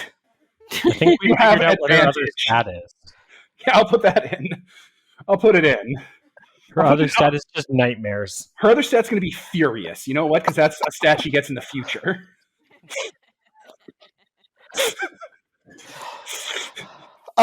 With him reeling from that particular assault and probably not feeling too great about his life decisions, I think I'm going to advance on him with my big fucking glowing green lightsaber raised. Yeah, he doesn't know what really just happened to him. He thinks he got hit by a bomb. Yes, his ears are ringing. I want to make him think he's about to get hit in the face by a plasma blade slightly hotter than the surface of the sun, so that he books it the hell out of here. So I'm going to try and finish him off with courage instead of blood for a change. Wait, can't you reveal the way or something to make him your friend in the middle of combat by like telling him what to do and shit? I have to tell him what to do, and he has to be inclined to listen. He's inclined to listen because he doesn't want to die. Well, that's true, and I haven't... That's like a universal thing, dog. That's true, and I haven't actually somehow have not had to damage my wisdom yet. He's in the perfect position for you to convince him that he is on the wrong side of the situation. Oi, every time I've been rolling finish him, was I supposed to be marking paying a price? I don't know. Were you? No? Yes? No, I don't think What? so. I don't Why think would so. you? No. I I don't don't know think that's because in play. you guys are doing stuff against people and you keep having to pay prices. So I just didn't know if They have finish them stats was that make the them same. pay prices, and this guy Yeah. doesn't. Okay. All right, reveal the way to this dude. Oh, and So look, you don't need to believe your suggestion is their best option or mean what you say. And some of us don't even realize that you were just telling them what to do. Yeah, so I'm just gonna raise my hand, grip his mind to the force, and tell him that this is his moment to walk the straight and narrow and turn his forces against the Necromongers. Yeah, and he looks at his gear that's been smashed. I do actually need to roll for that. Well, yeah, he's still doing it. He's believing you right now, and then the roll decide if he gets out of the fog of you doing what he says, or if the concussion, stops you from being very effective. I rolled a 6 and a 6 anyway, so There it is. So he'll do it with hope, which means just with hope. he cannot fail at this task. So he picks up some of his gear and starts stabbing stuff into it. It's like, I got this, Jedi. I got this, Master Jedi. Today's my day. And he starts running towards the droids and throwing that pack on the ground. It's going to go off and create an EMP. Nice. So that's happening, which means I'm going to say that whoever wants to attack the droid swarm gets advantage. Yeah. Somebody should blow that up. Whoever hasn't gotten to do something should take the point on that. Yeah, I feel like I've been doing a lot of the rolling, so if someone else wants to go. Well, I guess then that's a cue for me, because I'm the one with the dangerous tag, so might as well just come in and whirling melee try to kill them. Just straight up. Okay, 10 plus. Was that with blood? Yes. Okay, they are crushed. You crush them. Like Superman would definitely crush Batman if they fought. They're over. There's no Marfa. In my mind's eye, I just see the Patreon number ticking down, ticking down, ticking down. Our fans are an eclectic of they appreciate when I shit talk terrible comic book concepts like Batman beating Superman. The Dark Knight Returns sucked. The Killing Joke was overrated. Amen. That's how you get that Patreon cash. So all the droids are destroyed, and you've cleared out the battlefield, and Lesat are just rushing on in. There's still forces around and bombs being dropped and stuff, but you have dealt with the immediate threat, and the Lesat are cheering. They're all like, "The Jedi has saved us all! The Jedi has saved us all! The Republic is here!" Yes, that's definitely what's happening here. They're holding this place for you, where you get to the next part of the defenses, the interior. I think we dealt with everything. So here's how the interior works. You guys get to go on a long journey where each of you has to propose something awful or something complicating that happens along the way as you get through the interior, defense systems and stuff. And I'm going to be throwing threats at you in these little scenes so that you can kind of, as a running dialogue, get through them. And at the very end of resolving it, you'll get to the ancient defense grid, where you'll be able to kind of start saving the day. And just to be clear, are we all going, or am I still staying outside? Looks like you're all going at this point. Oh, we're all Looks like going. you dealt with it now. There's a small army out front keeping, the externals busy. I think we're It's good. guys, why did we have all this planning? None of this was used. I mean, some of it was kind of used at one point. That is literally all our sessions ever. Well, next time we go in half-cocked and don't plan anything, and that works out for the best. Right? We've been Next saying time. that for years. Okay, so who would like to start with a suggestion of a complication that's coming up and throw it at someone? How about we have a corridor full of auto laser turrets? Oh, dang it. That's what I was going to suggest. Ha ha ha! I have a different suggestion. All right, so who wants to deal with the corridor full of turrets? I thought they said full of I turds. do have that. I was no thank you. I do have that little lantern shield mode that I saved back. Yeah, Ooh. there we go. I think you Nice. suggested that, so someone else should be, because this is a long journey, so you could Well, probably... maybe Steph could Oh suggest crap, it, that's true. and then Holden could deal with it with the Force. Considering she was apparently going to suggest There you it. go. So yeah, you're running through a kill box corridor, and the walls open up, and guns start aiming at you guys threateningly, and then And Zevon steps up to the front, lightsaber at the ready, and begins deflecting shots back into the turrets as we advance up the corridor. You lose Of no course, momentum. that's what it would look like. Yeah, you lose no momentum at all and just keep on going on. Until we run into a reinforced door. No, that was the Stephanie, threat. you just The threat's made a over. suggestion. Oh, I thought everybody was supposed to suggest a threat. No, You just suggested the laser hallway. You suggested the turrets, and then Holden solved the turrets, and now we move to Holden suggesting something to someone else. Okay. Sorry. Until we run into a reinforced door. There it is. There it is. That's what I'm talking about. Yes. Holden, who should be handling this challenge? I can. Sounds like sorry. Yeah, it sounds like someone who can hack into things kind of challenge. I sure can. I can hack it to pieces. Go on. Really, any one of us, I think, would be good for this. So yeah, Yeah, you it's- Other than me. I need to AFK for like 2 seconds. All right, Holden, just pick someone and we'll resolve the scene. Who wants to do this? I think Steph did. Yeah, Steph. I can do it. Yep, Steph. I call Steph. All right, Be right back. 1 second. Sorry. All So, Steph, right. you're going to start slicing the door, but I'm going to set up what's going on here because I'm allowed to dump people into the scene. Okay. So you're going to start to be harangued by Squad 3. Wait, no, not Squad 3 because they have an arrow trap, and I don't want to deal with that. All right. So the interior defenses of the base, like the soldiers on hand, Squad 2. Yeah, I know the circle's broken, Peter. I know we've done this wrong, but we'll just make do. We'll just make do. It's okay. Okay, so a bunch of necromongers, with repeat machine guns, not E-web repeating blasters. Not everything's an E-web repeating blaster. God damn it! But with machine guns, swarm on in, set up sights, and start shooting down the kill corridor at you. While troopers with armor are gonna start to try and rush down and get you guys stuck. And When this you is guys- while Steph is trying to hack the door. Yep. Yes. These guys So are. I will these- overcome. Okay, these guys are going to chase you through the rest of the set piece until you get to the end of the long journey. This is a perfect opportunity for Long Live the Queen for you to use hope, since you're protecting me while I do a thing. If I were to run that MMO version of Fellowship, where it's all computery and weird and AI, Long Live the Queen would be renamed to Help Me, Gordon! From Half-Life, but the AI is self-aware.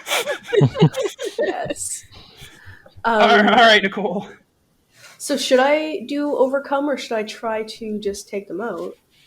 There's 4 different threats here. Try to overcome the threats coming. Okay. So Now, anyone being targeted by the gunners cannot take an action out in the open without paying a price. okay. You guys have to get cover immediately. You have to build cover out of here so that you aren't immediately gunned down. This is why this squad was built. It's a pay-the-price squad, and there's 2 of them. Okay. So I have to pay a price. 2 prices, because it's 2 gunner groups. Okay. Which means you'll take 2 damage from the war tag. Oh, shit. From Sounded like the things got serious. Vortex? I'm back. You did. From the war tag. What do you mean by that? So as I established in the beginning of the session, the set piece, the Siege of Mordhouse, has a stat called War Zone, where if you ever pay a price, you have to... Wait a minute. Oh, no, wait, you're past the army. I'm drunk. Never mind. The army's dealt with. So it's just 2 prices you got to pay for the 2 gunner groups. Okay. That's it. In which case, From the pay-the-price list. yeah. I will... Let me see. What happens if I damage a bond with a companion? They will lose that bond, and if they have 0 bonds, they leave the fellowship. Even if they're my gear? Yep. Okay. In which case I don't want to do that because he only has 1 bond. Yes. All of your guys have 1 bonds because you guys don't socialize enough to build more bonds. You should be constantly building bonds, guys. You'll die. Everyone probably has a bond with the Republican, though. You should go deeper into him. Not in that way, though. I In a different way. I do, so if you want to use him, I've still got one. All right. It's okay. So here's the situation to recap so you all can kind of make better decisions. While the door is being hacked by Steph, which as soon as the door opens, you'll be able to move to the next part of the long journey, Squad 2 has arrived. They're going to chase you through the long journey. Squad 2 consists of 2 swarm of arrow groups. The swarm of arrow group has covering fire. If you act out in the open against them, you have to pay a price. There's 2 of them, so every time you act in the open out against them, you have to pay 2 prices. I keep stressing act out in the open because you guys have to find a way to build cover right now in a kill corridor. Oh, well, There's- shit. I can just be covered? block the corridor with my... I have the power to just make a wall. Yes, being cover, Nicole, means being shot. Yeah, but like my mech's being shot, not me. You'll still take damage. And your So- mech will take damage.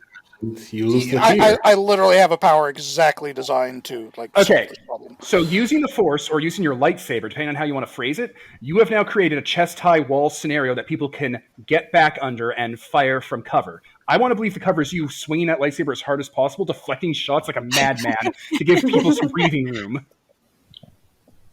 Yes. Sure. Instead of like using the Force to hold blaster bolts, it seems like you're a lightsaber Jedi, and that seems. Oh, I was fun. going to collapse the ceiling and block. Oh yeah, you can do that. Too. Physically Do that block then. the passageway. Yeah, do that then. That's fine. Let's see. Control or Shift Alt 5. Yep, there it is. Okay. No, Yeah, it says 1 for 1 in front of it. You just move it to 0. It doesn't matter. It's easier, so you don't have to shift alt constantly. It's fine. Oh, fine. I'm not the one doing it. It's fine. I just try to make things convenient for people. I like striking through things. I know, right? It's fun. I just with the button layout was easier on Google. So, yeah, all right. So you collapse the tunnel, which gives Steph ample time to hack the door. The door is hacked. You guys can move on to the third part of the long journey. So, Steph, you already suggested something earlier to Holden, and since Holden picked Steph, you broke the long journey cycle. So someone else has to suggest something for someone else that is not Holden or Steph. Okay, We're good at this. So I'm going to suggest that we run to some of the Necromonger troopers that have, gathered up some of the Lestat, deserters, and are executing them for treason. And Sicarius, how do you help those poor people from being, killed outright on their knees on the floor? Yeah, it's a real grim scene, Sicarius. It's very Rogue One. Wait, what? God damn it. We turn There's a bunch of people on the floor? We turn the corner. There are, Sicarius just kind of looks up with a Twizzler in his mouth. Huh? so we turn the Sorry, I corner. was- There are Necromonger soldiers that have gathered all the Necromonger Lestat, deserters, put them on their knees with their hands behind their back, and they're executing them one by one for desertion. No, Scott. I'm going to put a spin on it with command lore. They don't have their hands in their head being shot in the back of the head. There is a patch of grass in a courtyard, and they are making them dig their own grave with their helmets and hands. Oh my god. Bam! Okay. That's how it's set up. Sicarius, how do you stop this?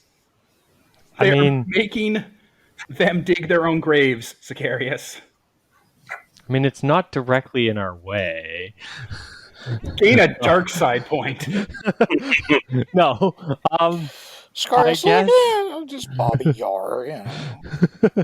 No, I'm going to spend my distraction to get a Ooh. troop of things to come in to help these guys because I don't want them to die. A bunch Yeah, I of actually Lestat forgot we had that. heroically burst in and start gunning down the Necromongers, and they start throwing their bodies in the dug graves. And they turn around and go, "The Republic saves us again!" Yay! I'll wave and cheer with them. Now, Ian, suggest something for Peter or Nicole. Okay. There's a... those weird shield droids? Like those spinning ones? Droideka. Yeah. There's 2 of those approaching us. Oh, shit. All right, cool. Okay. You've Who are made you this setting much this more for? difficult. Who's getting it?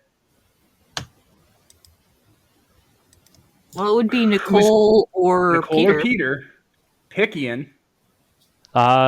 Peter, you threw one at me, so neener. Okay, so I got to make a few quick little hilarious, fun little changes to the battle sheet because Droideka exists in Fellowship and it is a fucking nightmare. And Ian just really upped the difficulty because I was going to hold off on the Droideka stat block for this. Droideka are bitches. All you have to do is be slow, and their shields don't mean anything. You just keep believing that. If you have grenades, Make it. Oh yeah, the grenades with Saw Gerrera and gang. yeah. Right? Okay, so we're going to do that. We're going to do that, because that's exactly what Droideka are. So, 2 individual, not group, Droideka roll on in as a B2 battle droid, the big beefy ones that are their shoulders are so big, their heads are in their torso. Roll on. The battle droid's been modified to have like coils coming off of it and like a large like reactor system built in. It's of course behind cover and stuff, hanging out. As the Droideka come in and start open firing on you guys like rapid fire style when you come into this area. You got a kill box set up and some Droideka. Okay. Now, the shield commander makes the Droideka be dwarf made, which means they are impervious to damage. You can't destroy them. Well, that's fine. They're perfect size for tossing. So I just, jump in between them with a mighty leap and, use my toss aside to toss them out the window. Yeah, that's probably for the best. That's probably how you want to run that. That's 12, so I choose one. Crash through something. So I guess they crash into someone, so they crash into the shield commander, dealing damage to them. Sure, first pay 2 prices. Sure, I'll cause some collateral damage, and I'll also take my own damage. I'll damage my wisdom, because this was foolish. All right, and did you get good on your throw things roll that I don't know about? Yes, I rolled 10+. And that just deals with it? It's done? It's solved? Well, they go where I want to be, and they damage whatever they land on, so yes. Perfect. They go wherever you want them to be, and that's not here, and it causes a bunch of collateral. So, yeah, you show up and just start hurling them around, and it starts ripping the ground out from, like, the wind effect of you throwing so fast and so hard. It causes, like, Dragon Ball Z style, like, collateral damage wakes, which starts collapsing tunnels. Some of those will get cut off from you. New tunnels open up. Things explode. It's a nightmare around here. You did a lot more damage to this area. We better leave before this collapses. Okay, now someone needs to suggest something to the last person. Who's the last person? I think it's Nicole. How do you suggest stuff for Nicole? Because we put a circle again. God. Nicole suggests damn it, Ian. That there's a bunch I of only blame myself. They're having a pizza party because it's someone's birthday in the next room. How many pieces of pizza do you steal from the birthday party? Nicole steals all the pizza and tells the birthday boy to go fuck himself because he's just a little birthday boy. He's short. He's just a little baby bird. He's a little birthday boy. It's his birthday. Don't beat me up, jacked guy. This isn't Transformers, Nicole. You need to be a little serious. I can't suggest something for myself. Like, are you actually wanting me to do that? Do you want me to throw something at you? I mean, sure. I mean, no, but yes. Okay, perfect. You guys get down deeper into the place. You have to take a freight elevator down. It's a whole thing. Don't worry about it. When you get to the bottom of the elevator, it turns out there were better, easier access tunnels that opened up because of all the destruction you've been doing along here. And Squad 2 shows up, opening fire immediately on you. You're now pinned down at the back of an elevator, and they immediately shoot the panel, keeping the door open forever, and the elevator's stuck.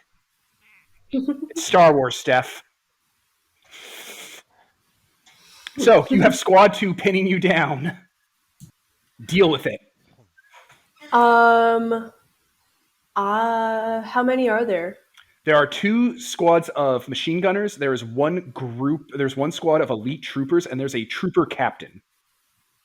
Okay. I kind of want to just run through the group, like football rushing them / bullying them over, to get to the boss of this. Like the other side of this scene, you mean? Like the thing that'll trigger the move to the next loading screen.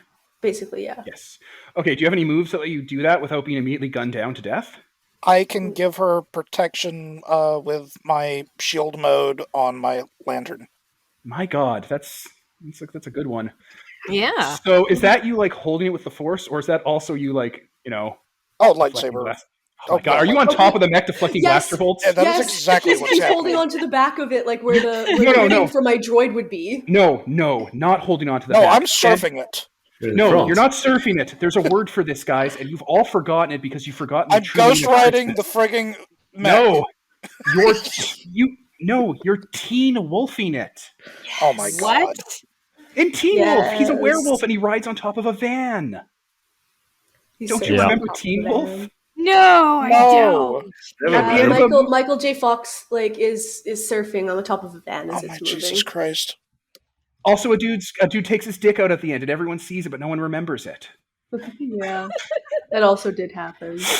Well, yes, it is that, but nobody remembers it. So let's just say he's mech surfing. No, I'm Googling now.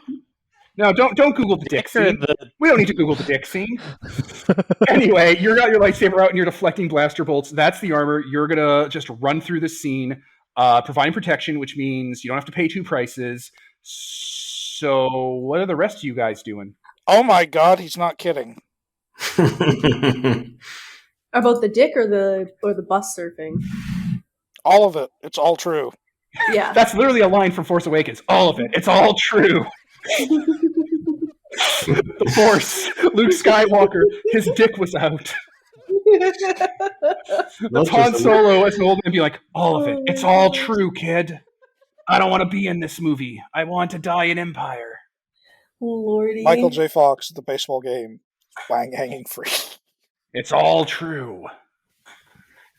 All right, what are the rest of you jabronis doing? Wait, what are we doing Oh, again? I wasn't trying to leave people behind.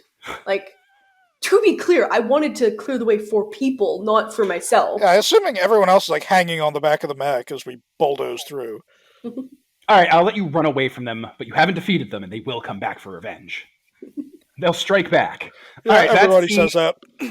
That scene ends. And now I get the Overlord scene.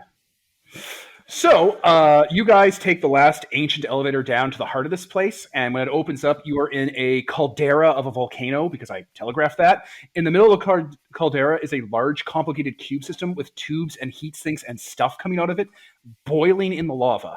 Now, the lava isn't here because this is like a naturally occurring volcano and it's feeding energy into it. The heat sink has been running so hot for so many generations that it's actually melted down, and the radiant heat has burrowed its way through the planet and connected to a natural volcanic vent. So instead of it dipping excess heat into the Earth where it goes nowhere, it's instead connected to the Earth's lava system, and all of the heat of the planet is dumping into the heat sink system across the planet, which means if this thing goes critical, it'll knock out the shields on all the capital cities. And so we're actually improving the system by removing a heat sink. If you blow it up, What? if it Hello? gets blown up, it'll cause a Death Star-style cascade of damage to the rest of the system, irreparably ruining it, which means the shields will go down and orbital bombing will commence, especially on the orphanages and the puppy hospitals. Like, that's So the what do first we need to target. do to this thing? You need to have a scene down here because I'm still setting it. Because that's just the location. The problem is, as you come out, as you see what's going on, Squad 2, funnily enough, is here in the background. They're coming down on a different elevator. It's going to take a while for them to get there. The reason they're here, though, is right there, looking at the heatsink with his own personal bodyguard, bigger than anyone reasonably should be, black as night with two red glowing eyes, is Killer Croc, the General. Oh, I man. am now on scene. And this will be the end of your long journey.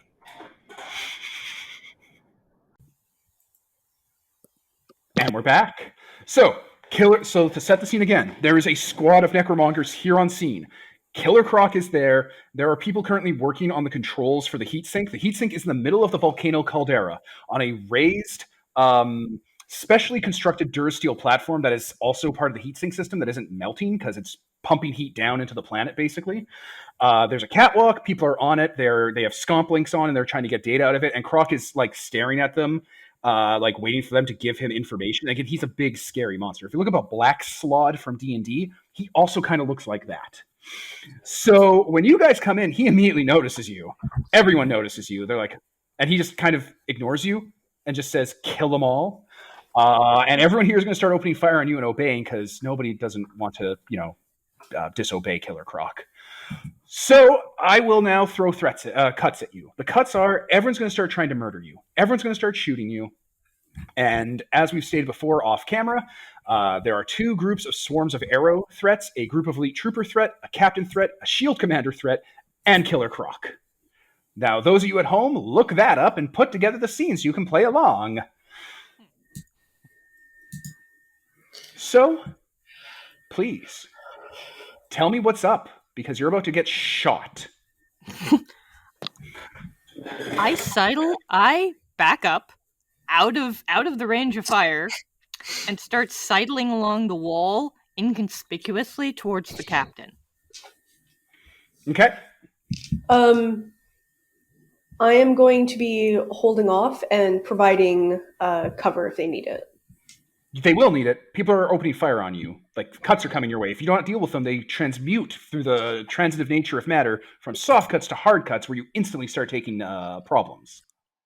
I'm going to... I'm not sure if this is just straight up its own move or overcome. You help me negotiate. I'm going to use my Bend Light spell thingy to... what I'm using is the shadow move. I'm going to call up a huge geyser of smoke and hot gas from the lava. Pyroclasm. Yeah, basically just to put a big... Basically, I'm popping smoke for the group. Between us and the mass of fire that's coming in. Okay. I'll let you choose two people whose threats have been negated, but shots are still in the air, and just by sheer numbers, someone's going to get shot. Well, Steph, and I think you were the ones that needed to talk to the captain, right? Yeah. Yeah. And Yes. he's busy providing cover and keeping them busy. But I could really use a little clearance space so I can tap the captain on the shoulder and tell him that he wants to go buy his own asteroid. Yeah, so I'm providing cover to Steph, and shit, I think I'm also going to be there doing that. Cover yourself. So the pyroclasm of darkness, covers the area as per the move you made, but you two are going to be the primary benefactors. That's fine. Vision is now being obscured as the area is plunged into deep, smoggy Vesuvian darkness, also highlighted with burning embers and the slow rolling glow of the lava below and sparking of machinery off in the distance, creating a haze of shadows against the wall and against the smoke itself, as outlines are either smoke and dust or actually people. So I guess I'll jump forward to be between myself and everybody else, so I can protect the little ones, and also roll overcome to try deflecting some of the blasts that are coming our way. Okay, take care of it then. And also roll with hope, because you're overcoming and protecting me, including. He is not protecting you because you have no threats coming to you because you're safe. That's true. Never mind. But he does have like that big cloud of smoke just generally kind of helping him out that I provided. Yes. It's providing cover, but it's not providing hope. Yeah. It's contextual for the things. It's not like a hope generator. All right. That's not what hope is.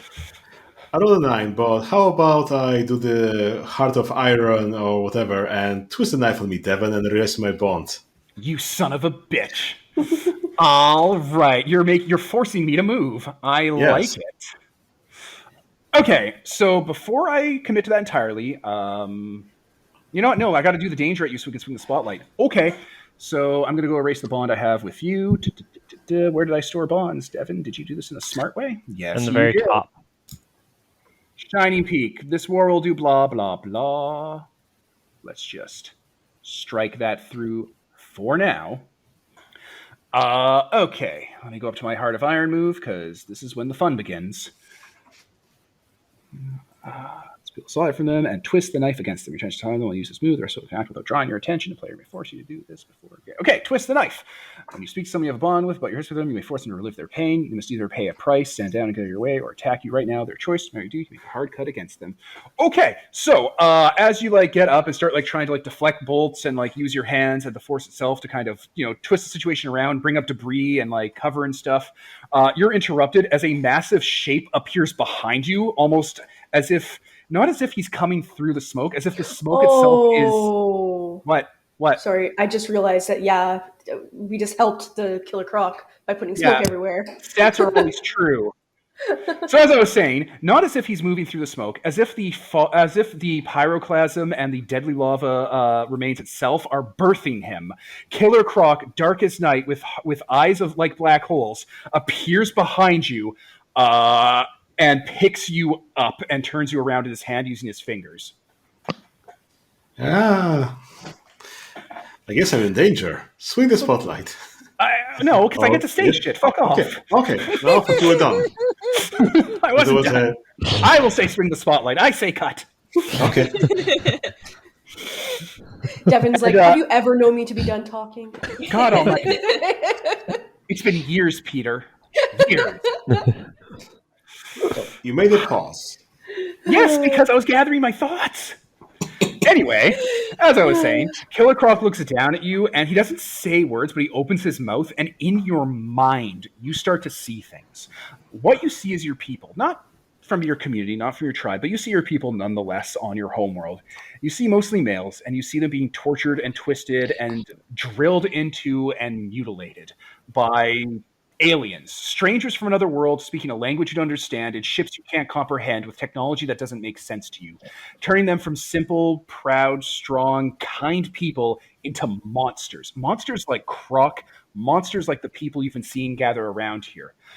And as he opens his mouth to impress that into your mind, you're left with a simple impression. And the impression is that the Republic, the Jedi, all the people here let it happen because they don't really care about you. They care about their empire.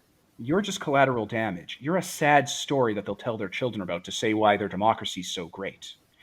And then he puts you over the lava and drops you in. The hard cut he is going to make, because this fellowship says don't name your cuts, but I'm going to because I want you to know what he's doing. He is redirecting your move back at you. He's not dropping you into the lava to kill you. He's dropping you into the lava so that you panic and freak out. And instead of you defending everyone and protecting the little ones, you're going to be confused and understand where you are as you try to not burn alive and protect the little ones on his men. And now we will swing the spotlight away to someone else. You guys, no one saw that except, Zevin. You sense a disturbance in the Force, as if someone is crying out in terror and fear and darkness and silence and confusion. And it's very strong, which means it has to be someone who's Force sensitive. And that's the spotlight.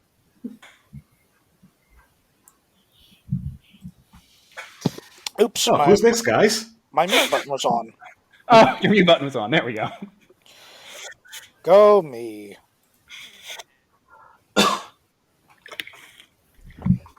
So, who's up? If there's a lull in the action, I take over. Oh, yes, that is true. Have I reached the captain yet? Do you want to reach the captain? Or Holden, do you want to take the next action?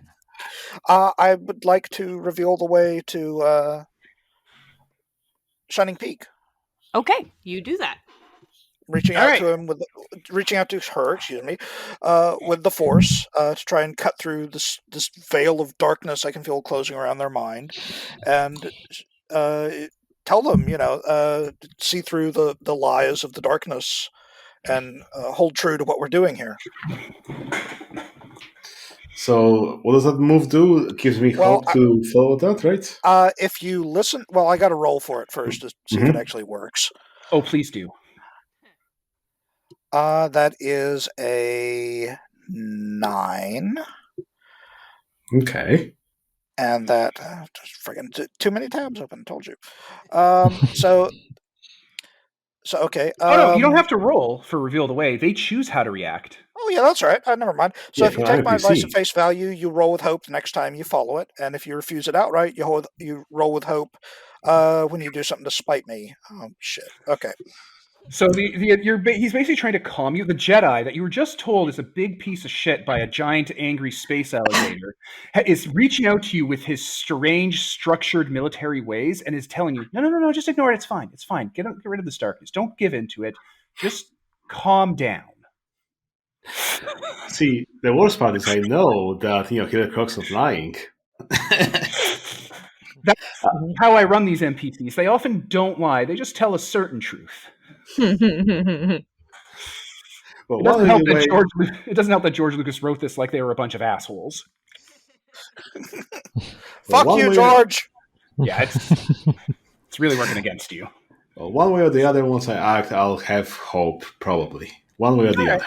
One way or the other. All right, so we swing it then to Steph. Or to Nicole or Ian. Well, Ian? Go ahead. No, I was just going to say I figured Steph was wanting to interact with the general, or the captain there, sorry. Yes, Actually, the captain there. No. You're still on way to the captain because everyone's done something. Nicole and Ian, you have to do something because those threats are still coming to you. Okay. They're shooting arrows at us, right? No, they're gunning you down with machine guns because they're space warriors. Oh, yes. Sorry. I just read the word Star arrow Wars. for some reason. Yes, and you were talking about simple people for a second there. Okay, yes. Sorry. So as they're gunning us down, I'm going to keep them busy. Well, like trying to focus a little more fire on myself. I think. Okay. I'm very carefully thinking about this to make sure there's nothing that... Can you keep a group busy? Yes, you can. Okay. Yes, you can. I checked. Okay. The groups are small. I made them small, so you can keep them busy. Okay.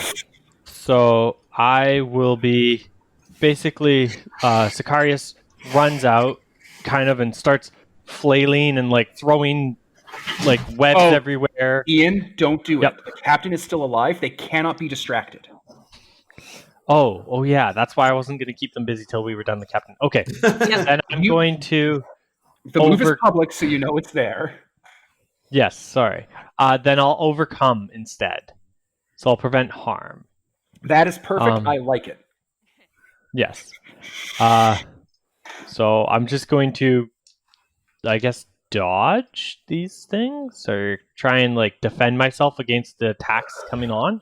If you're overcoming, why not use your webs to like pull down debris to like block the shots and stuff, or put up like a screen of like webbing defense. Oh yeah, That's then a good we're not idea. acting in the open as well, which continues to help. Yeah, I'm going to be I'm also not making you pay a price because of the smoke right now, funnily enough. Like, that did help, Holden, because there is cover. You're not out in the open. People are having a hard time seeing. Yeah. The more Also, layers of redundant cover we have, the better until those things are gone. yeah, I'm gonna start pulling boulders and debris and all sorts of anything I can get my webs on into some form of shelter for us. Okay, overcome. Okay. That is a 8. Wait, overcome is blood, so that's a 7. 7, perfect. Okay, pay a price to get the 10 plus, or only do this temporarily. I will pay a price, actually. I will pick from the list. I'll spend some gear. Okay, fair enough. I don't care what gear you spend. All good. So, you create enough of a makeshift barricade in the middle of this blind firefight that just doesn't. You take care of that. Shots coming at you. They're going to start shooting again soon, though. Once they reposition, maybe get some of their gear up and running. So, in the future, another cut's going to be coming. But we will swing from Ian to Nicole. Nicole, what are you up to? I was gone for a moment, so I'm not sure what we have left. Everything. People are shooting at you. Yeah, Okay. we're being attacked. Well, the shooting has stopped for the time being because they have to reposition. So your next move is basically whatever you want to do. Do you want to try and... I would like to run up to where one of those groups of arrow guys are. Wait, are they flying? No. Okay, good. I was pretty sure they weren't, but I just wanted to double check.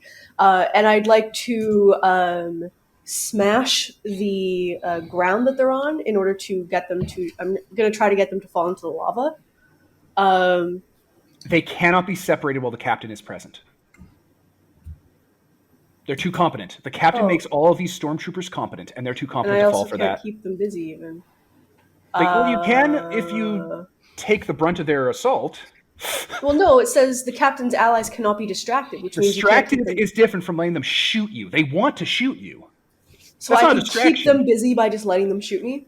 Yeah, and then they won't shoot other people. They'll focus on you. You'll draw the attention. I'll straight up do that then. I will straight up turn like my floodlight on the front of my map. Yeah. So that like they can see me. And they'll probably think that I turned it on to be able to see better. Yeah, but I'm actually turning it on so that they'll target me. Keep them busy. Yes. Now, because the commander might try to stop that, so that's the failure chance right there with your roll. Okay, let me just double check. I think I can roll with iron. That would be useful. So, yeah. And you're enduring, I'm not working with anyone, right? Nope, you're alone. This is just me. Yeah. Yeah, the battle suit. It's not enduring. The battle suit replaces iron for getaway, keep them busy, and overcome because it represents the battle suit doing that stuff, not the player. It's a fun little abstraction. So I got 7. Okay, so for keep them busy, what that means is let me pull that up. You can choose to buy some time and get their attention, but they're going to retaliate against you, which is them just going to be opening fire on you. Yeah, and that's exactly what I was trying to get them to do. Okay. You're just gonna let that makes exactly sense for that. All right, take 2 damage. Okay. They just start mowing into you, and you're standing there like a video game first-person shooter character, just soaking it up, Fallout style. When you say take 2 damage, you mean pay 2 prices? No, I mean take 2 damage. Okay, so that's damage to my stats specifically. That's right. Okay. Or I was just unless you have armor. Oh, I think I do. I mean, I'd be shocked if you didn't, because you're. Oh wait, no, I don't think I do, because I was counting on someone else taking a thing that gave everyone armor. What? Did no one do that? Who has that, and why didn't they take it? I think Steph had the option to give everyone armor, or maybe it was. What? Uh-oh. Yeah, the battlesuit doesn't have armor. That's a nightmare. How the hell do you have a mech with no armor? Well, I could have given it armor, but instead I made it more like useful, basically. She didn't pick the options to do it. Yeah, I could have made it more of a tank, but instead I made it more of like a utility assault vehicle and utility vehicle. So yeah, I do not have iron. I do not have armor, which is that is actually surprising. 2 damage. That's excellent. I love it. All right. So I will damage my sense because what the fuck did I just like? That makes sense to me. Maybe your wisdom. Yeah. So if anyone's seen, the room lights up with the shadow of blaster fire cascading across the wall and being caught in the smoke in the air, the way that laser light shows do. And you can see the outline of the battlesuit perfectly framed and silhouetted against being gunned down by blaster fire on auto. Also with my my spotlight shining. Yeah, like it's like a laser rave show, like from Transformers. So now we will swing the spotlight to Steph, who at this point, after all this awful stuff has happened, you are definitely near the captain. He is a necromonger. He is in a spacesuit, actually, and has like gear on him. And it looks like he might have it looks like he's actually wearing an old suit of like clone trooper armor that's been clearly modified. He's clearly not a clone. Don't think he's a clone. He's not a clone. Okay. But there's the commander, and he's giving people orders. He's talking. He is so competent. He is so focused today that he is making sure everything works. And just to be clear, he does have 2 arms, right? Yes. Okay. No, you fucking good thing to check for. You will know when Mike is here. There will be no subtlety. Should I take over narrating this scene, or should I go back and forth with you? Back and forth. It's a back and forth, right? Okay. I'm pretty easy breezy, like Sunday morning. Yeah, basically, like players are totally free to narrate what they're doing and like what the let's doing stuff. But I think the reason that the GM just takes over is when people like don't know what to say, basically. Right. So it's a both sides thing. Okay. Well, in that case, I look him over. Does he look like the type who's clawed his way up out of hardship? Does he look like he's used to command? Does he look like he seems focused, like he's not like he's stressed or like afraid of doing the job, but like he is thriving, and that this is like something he's earned his way up into. You can tell from his demeanor because he used to serve man. Right. He's someone who's naturally competent. Yeah. I'm trying to think about how to open this.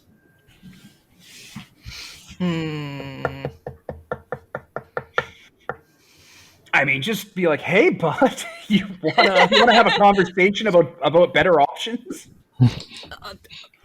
All right. Yeah. Did you know the Republic comes with free healthcare?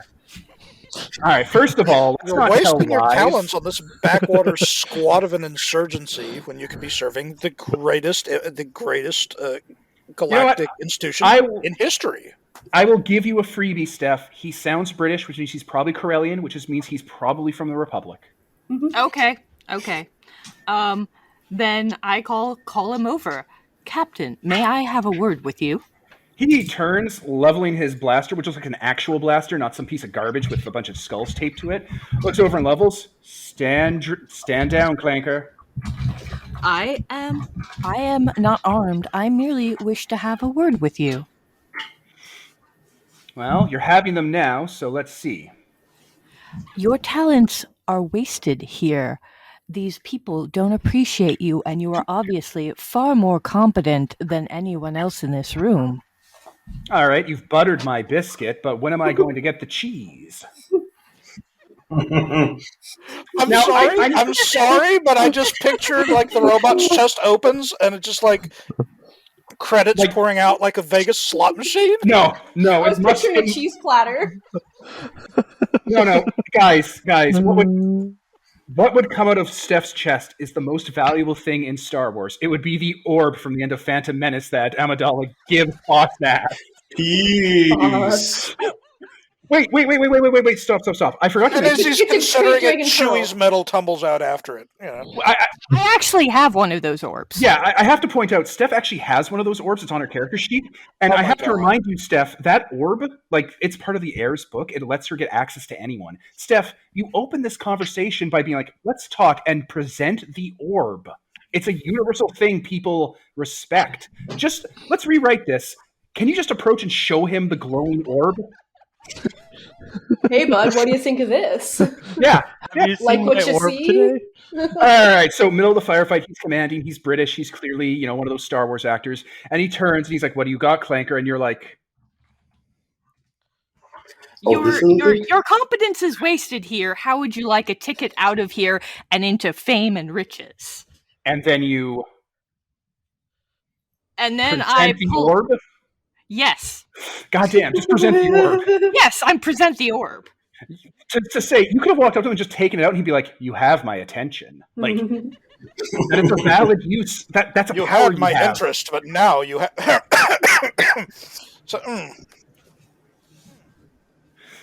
You had my interest, but now you have my attention. He walks over and holsters his weapon and crosses his arms to talk to you cash-like.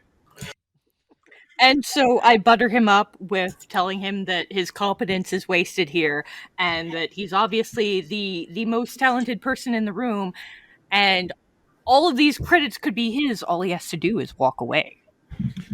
How do you spend credits when you've been killed? And how do you spend credits when you don't have a place to store them? You've buttered my biscuit, but where is the cheese?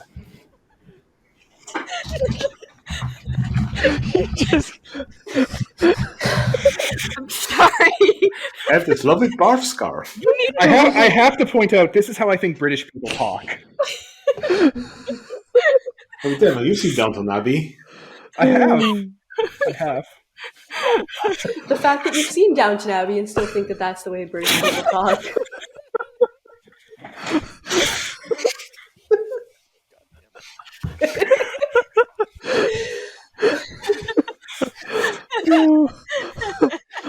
Well, look at here. I have this lovely scarf that will look fabulous on you. It's worth a pretty penny.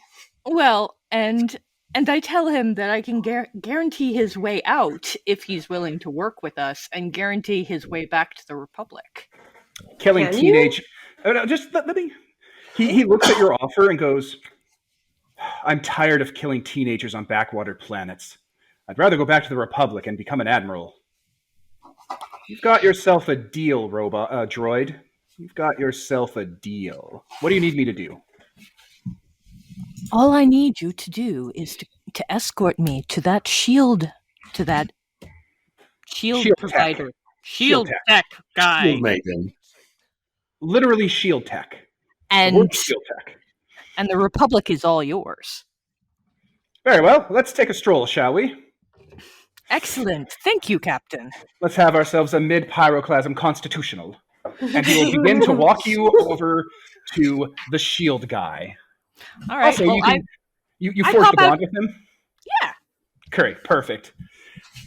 I give him let's- I give him a bunch of money, and now he's my friend. I don't suppose that him being a commander, he could just have the troops stand down. No, as soon as he becomes your ally, he loses all his powers and just becomes a companion. Remember how I said Fellowship is a lot like Chrono Trigger and Dragon Ball Z, where as soon as the enemy joins you, they become like Vegeta or Magus and lose all their cool powers? It's a little like that. Remember how cool the Lich was? Yeah. It's amazing. Captain Horrence Redlighter at your service, mum. Captain Horn Redlighter. That's a Star Wars name, yeah. It is. Redlighter. I don't know, it This kind is of is. probably a good time for me to call in that first wave of support, tie up the machine gunners, where we now go in on the. Well, the shield guys are still there. We go in on the shield guys. Yeah, get the So- shield guy. So Then it's Sir Oyster. So can I go over to the shield guy and knock him out, and either bribe him or knock him out, or All right. does the spotlight Yeah. need to bring to somebody else? Oh yeah, we can just keep bribing people. You are going to be escorted by the captain to the shield tech. I'm going to swing the spotlight to other people now so they can react to the awful shit that just happened to a lot of people, and a fresh set of cuts from everyone is coming down the pipe. Once you overcome those cuts, you will get to the shield tech. You can disable the shield tech. I imagine you'll be very good at it. And then all these people instantly become widowable. So we will swing the spotlight to the person who was most recently fucked over, Shining Peaks. Huzzah, it's me. Well, I guess I'm falling over while falling down the thing. I do have Mighty Leap that, I can jump wherever and anywhere I can see, but I'm not sure whether I can use that while falling down this, shaft. Right? It's more like a caldera. Well, I can always, try going to one of the walls and just bouncing off from there. Sure, you know what? Overcome, I guess overcome if that's how you want to play it. I mean, I do have Mighty Leap as a move for the mobility, but sure, if you want me to then you could do that. Okay, you Mighty Leap away. Now what's your next move here? Because there's still a firefight going on. I guess since the commander's out, which means they can be distracted. So, what if I draw attention of the swarm of arrows at myself, so that everybody else, wouldn't be shot as much? Sure, protect the little ones. God of War. I'm keeping them busy. God of War. Perfect. That's 13. Nice. All right. Yep. You immediately start drawing all the fire in the room to you, which means they're shooting you. Like, it's coming. Like, you're about to get shot because you did the thing, right, Pete? I don't Well, know. he kept them busy, but he rolled over 13, which means Yeah, that means he kept them busy super fucking well, right? But It doesn't seem like he kept them busy for one of more the than about 1 second. If Oh, he's yeah, and about they- to just get blown to smithereens. On a 10 plus, they'll retaliate. On a 9 minus, they retaliate against you when the time is up. So you're keeping them busy and you're avoiding harm to yourself, which is perfect. yeah, exactly. Yeah. So yeah, they're focused and firing on you. Absolutely perfect. But it doesn't look like they're actually going to be able to hurt Shining Peak. No, not at this time. No. That'd have been the 9 minus to be like, watch out, dude. So as this is going on, I have to point out, Tora and Rudor are making their way across the catwalk, like climbing on the bottom of it, trying to get to that shield generator. Good for them.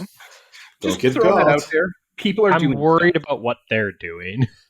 Why are you worried about what they're doing? They're literally here.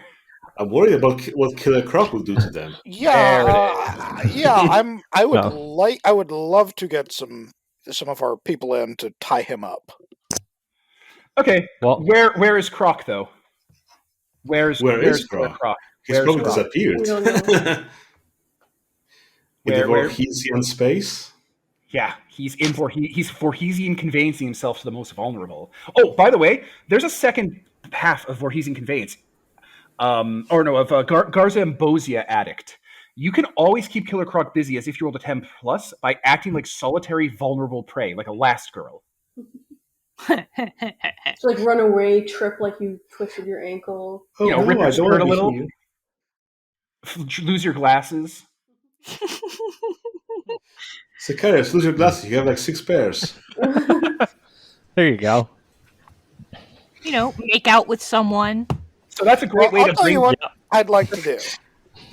I'd like to bring in a backup squad to sweep through this horrible hellscape of fallen rock and debris that we've made, and twisting shadows and smoke to flush this general out. And it seems like he would be wonderfully occupied for a while, Yes. hunting them down like animals in a horror movie. Yeah, they're gonna immediately split up to try and flush him out because they don't know sounds what's good. going on. So yeah, a bunch of Lesats come in. It's like, don't worry, we got this. You're like, there's a big guy. You got to get him. He's the commander. And it's like, we're on it. Let's split up, gang. And then every single time one of you guys is moving around, you hear a Oh no. yeah, they're screaming now in the background. By the by. 20 Wilhelm screams.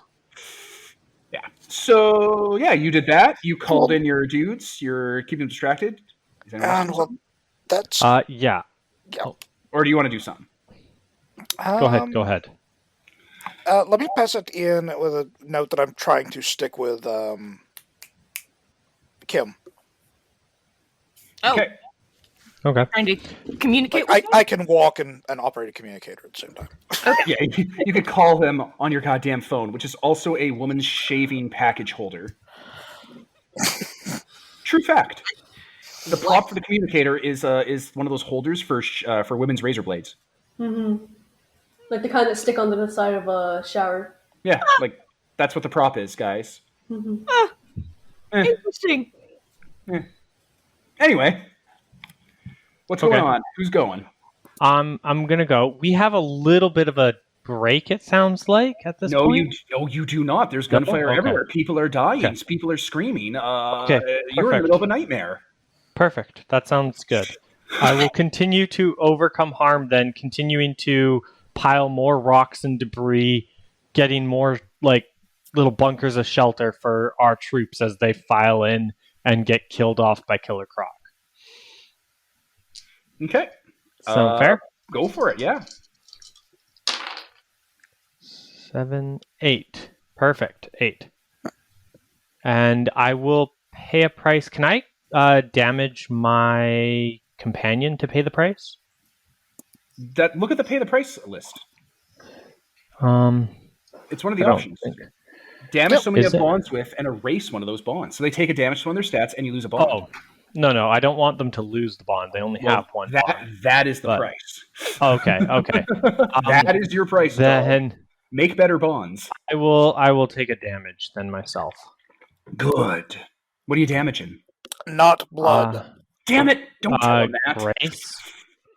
Damaging Grace. I was so merciful that I didn't give him piercing, but I can get an orc commander in later, and he gives everyone piercing. Guess then- what, Devin? I am immune to piercing. Oh yeah, you're fine, but no one Yeah. else is. Perfect. Now I have 2 webs. It's all coming together. All right. Now I'm ready to fight Killer Croc. I hope you think that, and I hope you believe that. I feel All right. like I'm mildly confident. Nicole, what are you up to? You were just being shot a bunch. Your systems are taking damage. There's sparks flying everywhere. There's holes in your armor. I'm going to authorize her to call in backup as we are starting to need it, by the way.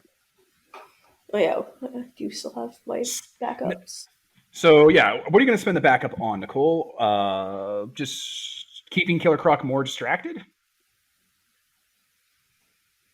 I don't want to just like call them in to die. Like what? I would rather have like an actual plan. Hmm. You can create an advantage for later. Because right now we're waiting for Or you could wait to create the advantage until it's contextually relevant. Because if you create it now and it stops becoming relevant, it disappears. Oh shit, that's right. We wanted to use them to Yeah, you're burning through tie your up advantage stuff. tie up all those damn archers. That's right. We wanted to tie up the archers. Yeah. So that we would have advantage to take them out. That's never mind. Never mind. All right. So Nicole, you know that Sicarius is out there. You know that Shining Peaks is out there, and you know that the Jedi and the droid are doing something. So do you want to reconnect maybe with the rest of the group at some point? Yeah, I'm not sure if I should be trying to get to the power core. Like, am I working on that? Oh is yeah, that you're a just- technician. Oh, And everyone's God, yeah. distracted. Oh my god, Right? yeah. Yeah, So you're the core of our plan. I'm a really good combat character, but if I'm having to hold everyone All right. off, what am I supposed to do? You run your mech to the bridge, get out, run across the bridge, and start dealing with the power core. Yeah, please. Yeah. Leave your droid behind because he's a pilot. Yeah, I'll get R2 to hop inside. I'll hop Don't up worry. and be like, all right, R2. Wait. Is this happening? Is this happening, sir? Clone? You got it. Have fun, bud. He makes the breathe in sound. Every moment of my existence has come to this part. And he climbs inside and he hits a few buttons on the presets, and all of a sudden the electro twos on the outside of your hull change to show the plate of a droid with two vibro daggers crossing over it like a skull and crossbones, and then a bunch of droid heads and people heads appear on it with crosses on them, like that's the many people he's killed. The floodlights start strobing like really quickly, and the speaker system opens up, and he is literally starting to play Doom music because that exists in Star Wars. It comes up in Jedi Fallen Order. And then he turns around and starts hunting. All right, and I will. I'll take off for the Across the walkway. You go across the catwalk. You're at the shield generator. There is Rudwar and Tora are there, and Tora has that thread that everyone's given, that spider silk, and she's just finishing strangling a technician and throwing his body into the lava, while Rudwar breaks a dude's neck and tosses him on the ground. We got this place secured. They're both breathing very hard. Tora has a gut wound, and Rudwar looks like he has a bunch of scratches down his face. We took care of the crew here. And they give you basically data readouts. Okay, I'll crack my neck and get down to business. Tora pats you on the shoulder. I believe in you, clone. You're not like the rest of these people here. You're not a person. You're a physical embodiment of the Republic. Democracy flows through your hands. Man. And she picks up one of the guns from the dead guys and cocks it because it's a shotgun, basically. And Rudwar picks up a vibro sword, and they start walking down the catwalk side by side. Okay, so let me just... So I will give you a little bit of help here and let you know that you probably want to be using your jury rig option to... Well, basically, if you were just to roll jury rig and get a 7+, it'll work. You'll do what you want more or less, but you might have like a complication maybe pop up on a 9-. But if you get a 10, that's one of the things you have to do. Like that's just one of the checks checked off. Okay, one moment. So really, you just have to roll with iron is all. Okay, so 10. Perfect. Okay, so you can see that this thing, like all the stuff I told you about this being a heat sink and being like part of the grid, blah, blah, blah, you figure it out. And the first thing you notice is that all of the relays have been fused by neglect and rust and melting. So you quickly start like opening up hatches and like pulling out stuff and flushing coolant and stuff from your kit and start like unfreezing those relays. And that's going to take you, a bit of time. When you swing the spotlight back to Steph. You're at the shield commander. He is Devin, I'd also like to point out that I do have quick fix. I know. Oh, I know. Okay. Oh, I know. Oh, I know. It's amazing. And yeah, while that happens... Oh, and you also are a goblin, so you don't have to spend spare parts. It's exactly. Amazing. So anyway, we swing back to Kim and the captain. They walk to the shield commander, who is currently at using equipment and advanced technology built into his armor to provide the droideca shielding that everyone seems to be getting. They're not even droideca shielding. It's ray shields. those impervious shields that capital ships sometimes have. Oh, Jesus Christ. It's a portable ray shield projector that he's using based off receivers on other people's armor that have been like embedded under like the plates. And he's just like he is managing them a lot, trying to make sure that no one overheats or no one cooks from the inside, because ambient heat will get trapped inside, reflect off the ray shield, and build at an exponential rate and just boil people. He's got a lot of work to do. I look him over. That is an amazing technical achievement, technician. The Necromonger is a given, one of those skeleton people. And he looks up, I know, I designed it myself. We have to use ship components to make sure that the relays don't fuse, or else everyone's going to boil alive inside their own skin. Wait a minute. You're not my dog. Doesn't have any qualms about the dog talking to him, though, eh? He treats droids like dogs. The Necromongers give their troops like puppies, but they're droids, and if they do poorly, they execute them, and if they do well, they make them bond with them. That's what those attack dog droids were. They're stitched together from a bunch of other droids. That's a lot to throw terrifying. at you. Well, that's, Right? oh boy. No, I am not your dog, but I could be your companion if you would like to come with me. I mean, I gotta keep people from being boiled alive right now, and I don't know if Killer Croc will let me take a break, but hey, if you want to be friends, that's great. You want a little oil, buddy? A little bit of oil? I would appreciate the oil. I have a gift for you as well. What do you show him? Let's see. You gonna show him the orb? Yes! I'll show him the orb.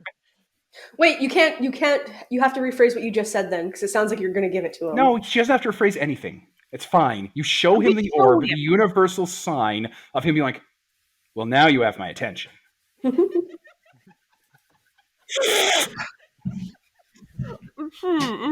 clearly not somebody's droid. Right. Okay. What do you want? You're clearly not a Necromonger. No, I am not. Tapping on his shoulder, on his wrist computer constantly.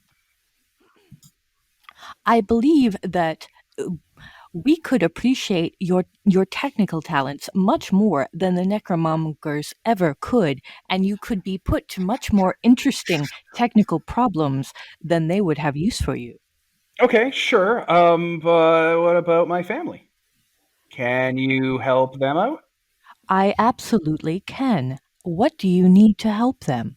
They need to be moved off of Given Prime, because it's full of death cultists.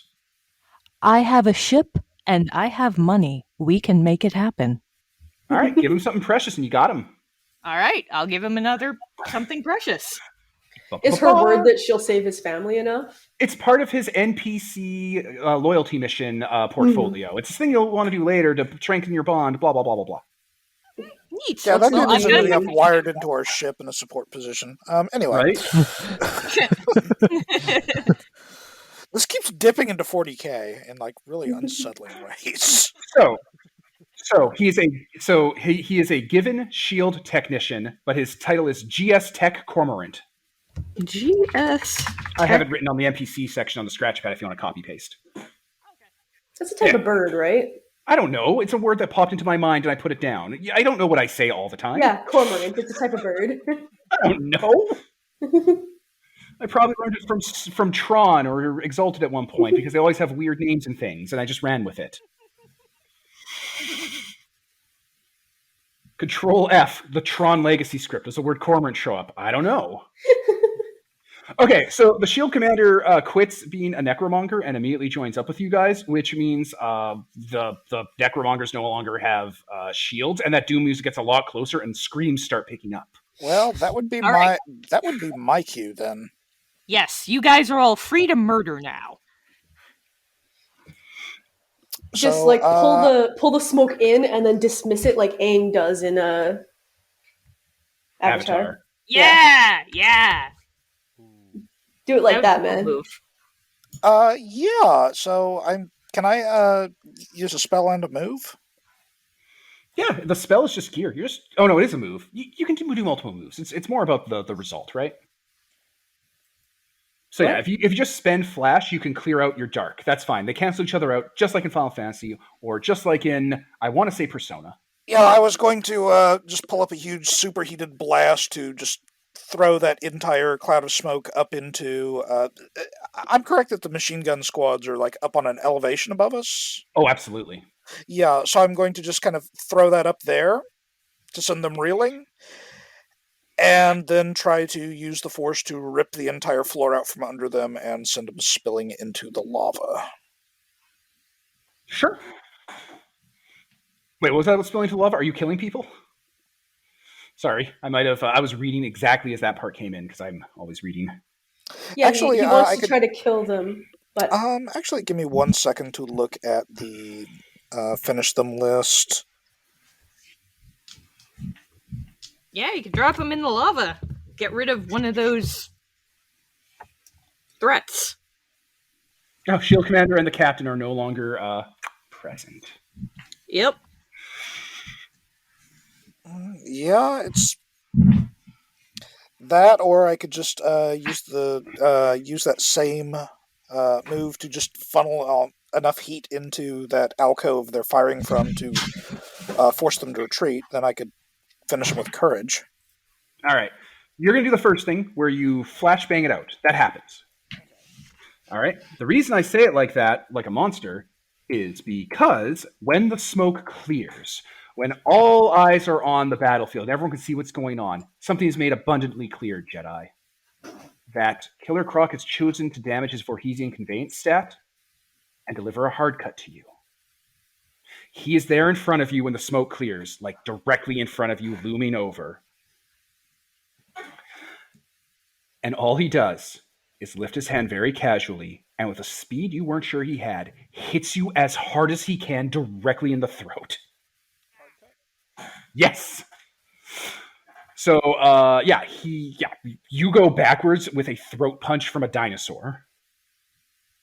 Take a damage. How?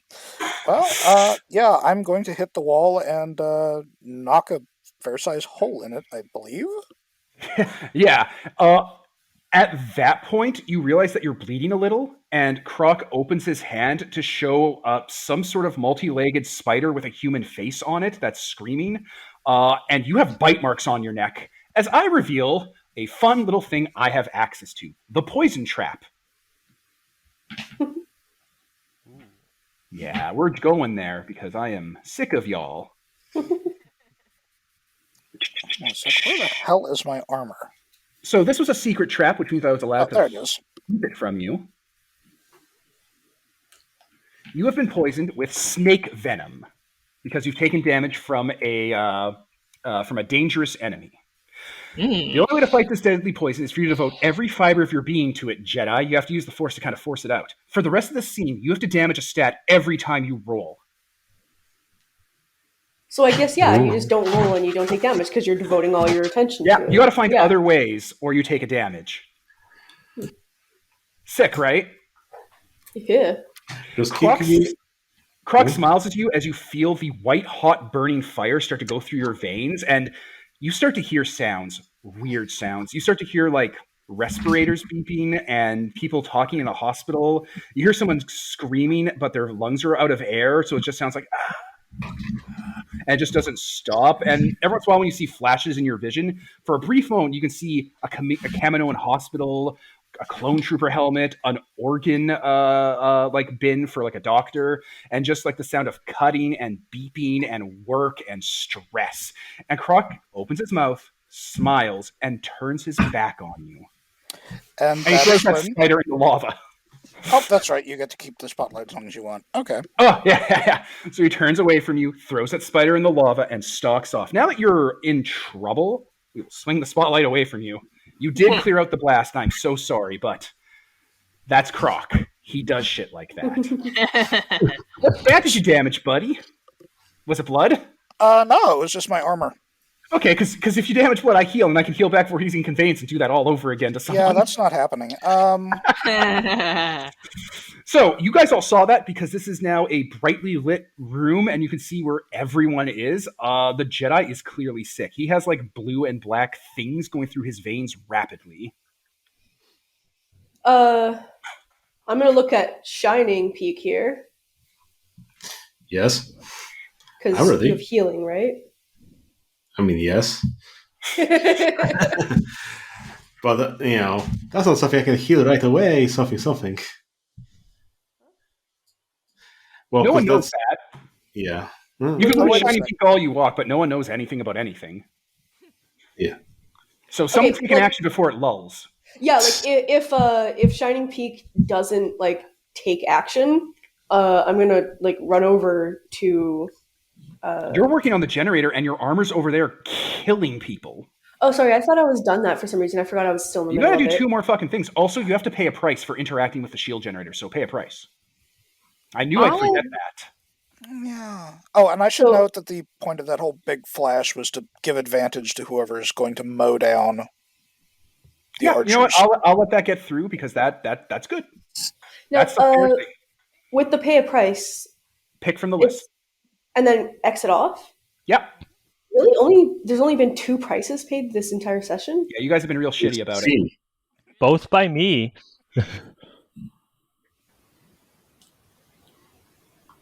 And if you guys are like, oh, I don't want to erase my only bond and lose a companion, build more bonds. What does suffer a setback even mean? I means I get to throw a setback at you. Contextual. Yeah, it'll be contextual. Okay. So, Devon, how many bonds do you have with me? Oh, wait. No, don't ask that question of me. Whoa. Do not ask that question of me. Is it I do 0? believe he has a big fat 0. Yeah, I don't have any Yeah. bonds with you. So, I would like to start going after Killer Croc here.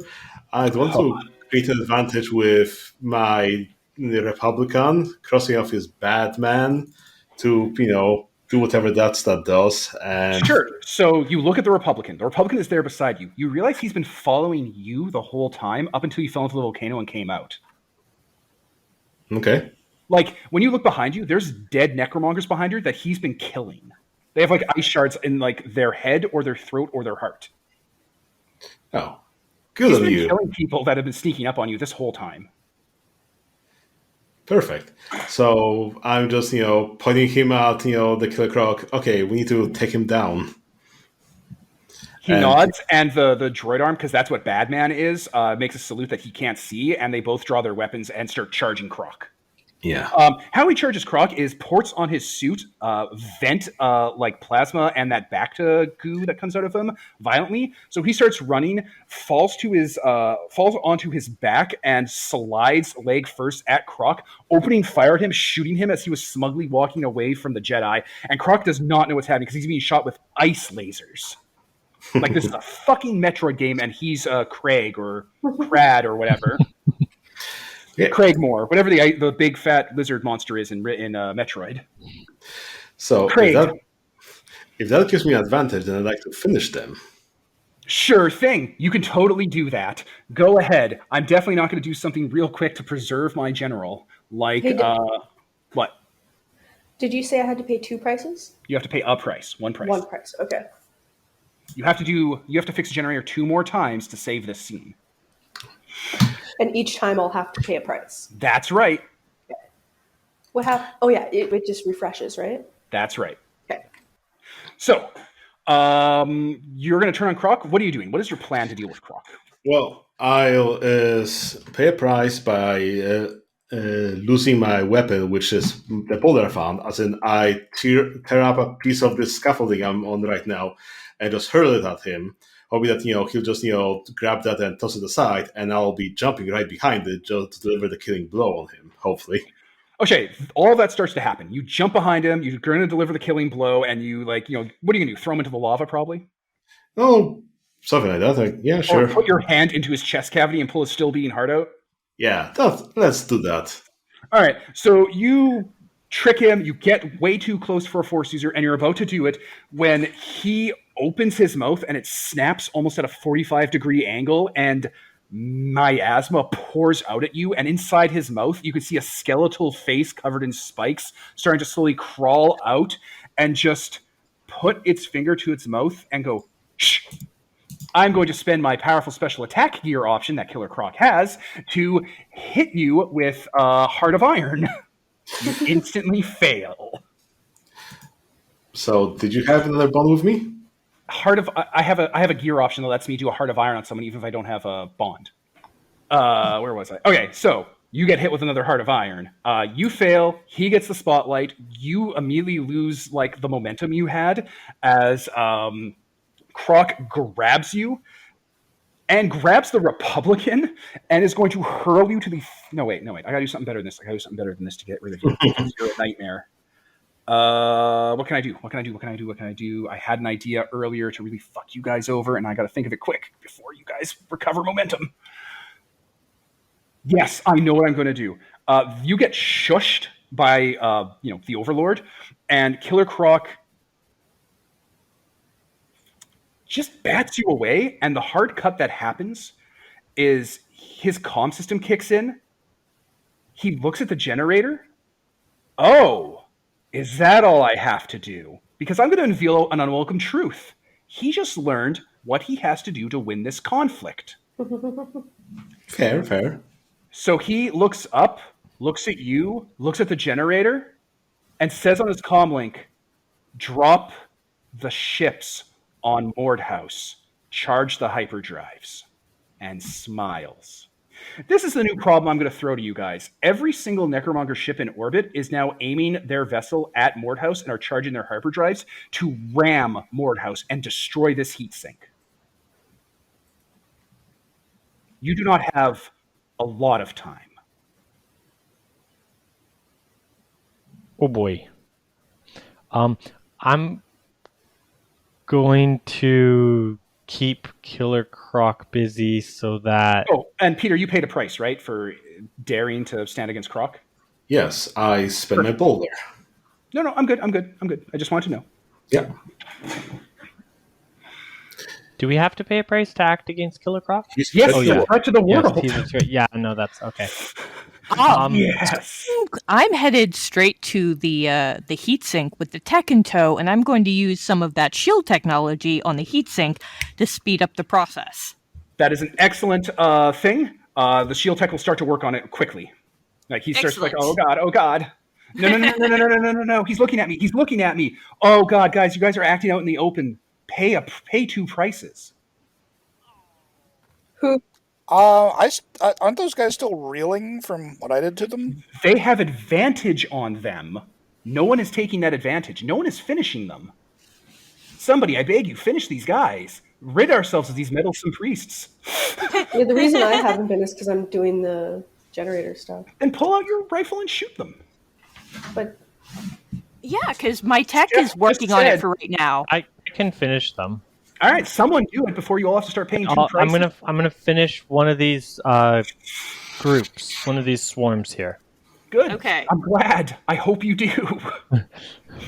I will finish them with, I guess, what's my courage? What does courage do for finishing them? I love how you're just deciding on the stat before actually looking at the stat to use. That's a very pro strat. I mean, I've got superheated steam blasting up at them at the moment. Oh, so no, it I'm gonna probably do isn't that hard to get sense. them to run. Exactly. I'm gonna do sense to knock them all unconscious. I mean, sense and courage is the same stat for me, basically. All right, do it. Here we go. And I don't have hope. Do I have hope? Anyone want to give me hope? No, everyone is busy right now because the situation turned bad. That's fair. That is a 10. Perfect. All right. It's just a 10. That's excellent. Pay 2 prices. You're acting out in the open. Son of a beach house. You have to pay prices eventually. You can't just keep avoiding them. Okay, I will destroy a piece of gear, and I will suffer a setback. I will say that first group, because Holden is harassing them with his magic, is destroyed and doesn't split into 2 more groups of swarms, like 2 more swarm arrows. But that other group, it will split when it dies. Oh, god damn it. Okay. Yeah, that's just how groups work. When you kill them, they split like slimes. So yeah, bam. Yeah, you. What did you do to them? You just. I'm going to. They back off. All right, they just book. Oh yeah, an entire group of people run. leave. They heard Killer Croc. They heard him say what he said. They throw their weapons on the ground, take off their helmets, and bolt for the elevator.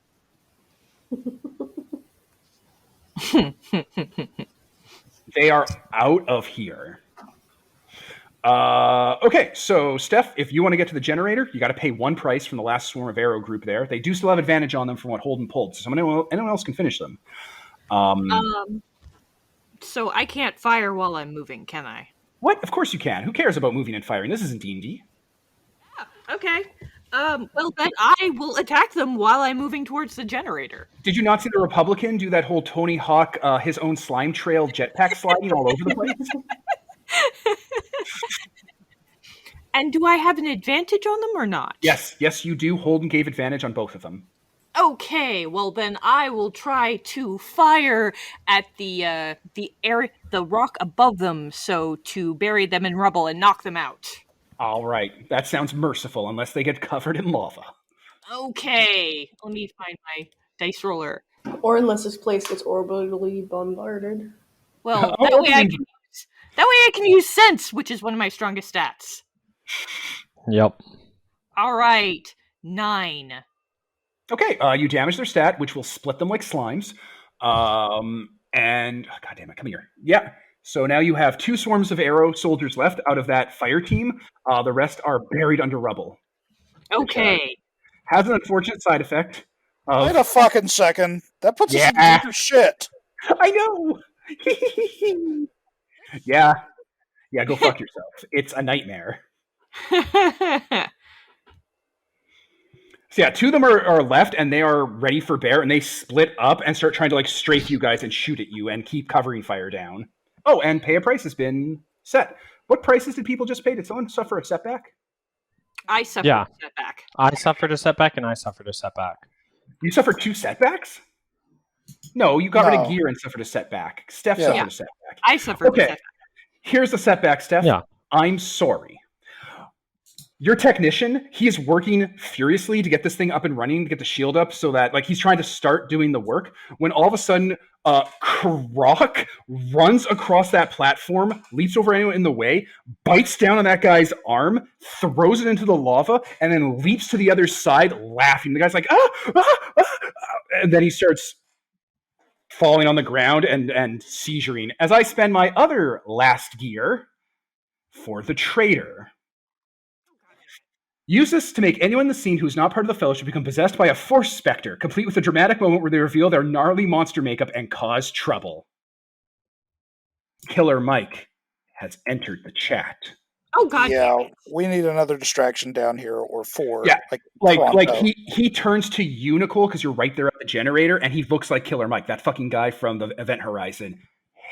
And he starts laughing because this is funny. He starts looking around. He doesn't know the situation. He's like, oh. Oh, boy. Boot him into the lava! So, who wants to go next? And I'm sorry, that technician, unless you exercise him, you got to take some time to exercise him if you want him back. How? I don't even know how to exercise him. Well, it'll come up later. Maybe you'll have to capture him in Spider Silk. Oh, all right. The good thing Fellowship lets you non-lethally take someone down. Ah, that's true. Anyway, Mike is now in play, and he is up in your grill, Nicole, so people might want to start dealing with that. So, who are the swarm of arrows targeting? Because I think they do covering fire on one person. That's right. So, where is everyone? I need to know. Everyone update where you are. Nicole, if you're talking, we can't hear you, because I can hear you from the other room, but I can't hear you here. Is your mic muted? Yeah, it was. It was. I was on the fixing the thing, and then you're on the thing right next to Killer Mike by the generator. That's where you are. I think I'm probably near the generator too. You are making your way. That is true. So I am not on or near. I am not near the generator. You will be there once people tell me where everyone is. Basically, you're in transit. Okay. Yeah. Ian, you're just somewhere in the battlefield? Yeah. Okay. So am I deliberately trailing Killer Croc, but what was that, Holden? Am I correct in thinking that if I do anything to try and take Killer Croc out, I'm just going to get fucking Jesus Christ, there's so many of these tabs to go through to look for the name of these moves. Yes. I know. He can twist knife part of Iron Twice. Yeah, I have 2 Heart of Irons on you. So there's no point in trying to take him out. You might have a problem taking out Croc, but you could try to assist other people. You do have gear, and you can damage a stat to use some of your moves. Yeah, well, first of all, I'm going to call down my other assist to keep these assholes busy. You want to keep them busy, or you want to get advantage on someone? Like Killer Croc. Well, what's the fucking point of having advantage on Killer Croc? I can't do anything Because someone who doesn't have a bond with Killer Croc can then try to finish Killer Croc. Someone like Peter. Let's do that. So I don't have to roll a fucking move to call in assistance. Nope. However, you know what? I'm basically undamaged aside from my armor, so fuck it. Fuck this poison. We're going to start clearing house. Yeah. Can I just use the force to broadcast my memory of Killer Croc's lights hyperspace order into one of those squads? Well, you have revealed the way, and you have speak clearly for a group, so I'm thinking that's a yes. Right? Like, you can speak softly to a crowd, right? Mm-hmm. So why not do that? We'll speak softly to a crowd with the Force. Because if I can do that, then I could give them an order to just all open fire on Croc and pin him down. I mean, we're underground, so. Oh, either way. What do you mean you're on the ground? Who cares? The people have guns. Guns don't care about grounds. Also, there's a group of elite troopers, like stormtroopers, shooting. Maybe get the stormtroopers to start shoot Croc, so you don't have a group to deal with. Yeah. Oh, that's a very good idea. Let's do that. Yeah, just speak softly at them with the Force and be like, wah, wah, wah, wah, wah, and they're like, oh my god, that's us. Are we the baddies? Let me look real quick. What does it mean when NPCs do shit with hope? It means they cannot fail. Oh, well, okay, that's very convenient because I just rolled a 10. It's so good. Giving NPCs despair means they can't do anything. They're paralyzed. Okay, so I just gave them hope to open fire on Croc and help us out. So yeah, the stormtroopers will stop being a threat to you for the rest of this combat, and will open fire on Croc, giving someone advantage. Okay, and I need to. So then since they're doing that, how about I direct my trooper, the backup I just called in at Mike, to tie him up. Oh, that's a good idea. All right, Nicole, as you're there with Mike, people start Lesat starts showing up from like the ceiling ropes and stuff and start shooting at Mike because enough people in the Necromonger army know about Mike and Bob. If they don't understand them, they know what to look for. All right, and I'm damaging my sense since I believe I have to take damage every time I use a move. Yeah, okay. You do. All right. Okay, we will now swing the spotlight to Nicole, because Nicole, you are right face-to-face with Mike. He has advantage, but if you try to get away from him, you got to take a damage, and he's also right there. You have to start fixing this generator 2 more times. Actually, change mine. So, just to be clear, I have advantage on him? Yeah, anyone has advantage on Mike right now. Okay, just wanting to double-check that. If you kick him into the lava, I can keep fixing the generator. Yeah, you can arrive on scene as this is happening, just not close enough for Mike to grab you. That's fair. I probably would be better at fighting him. So yeah, I will. Oh shit! I'm not in my mech. Oh.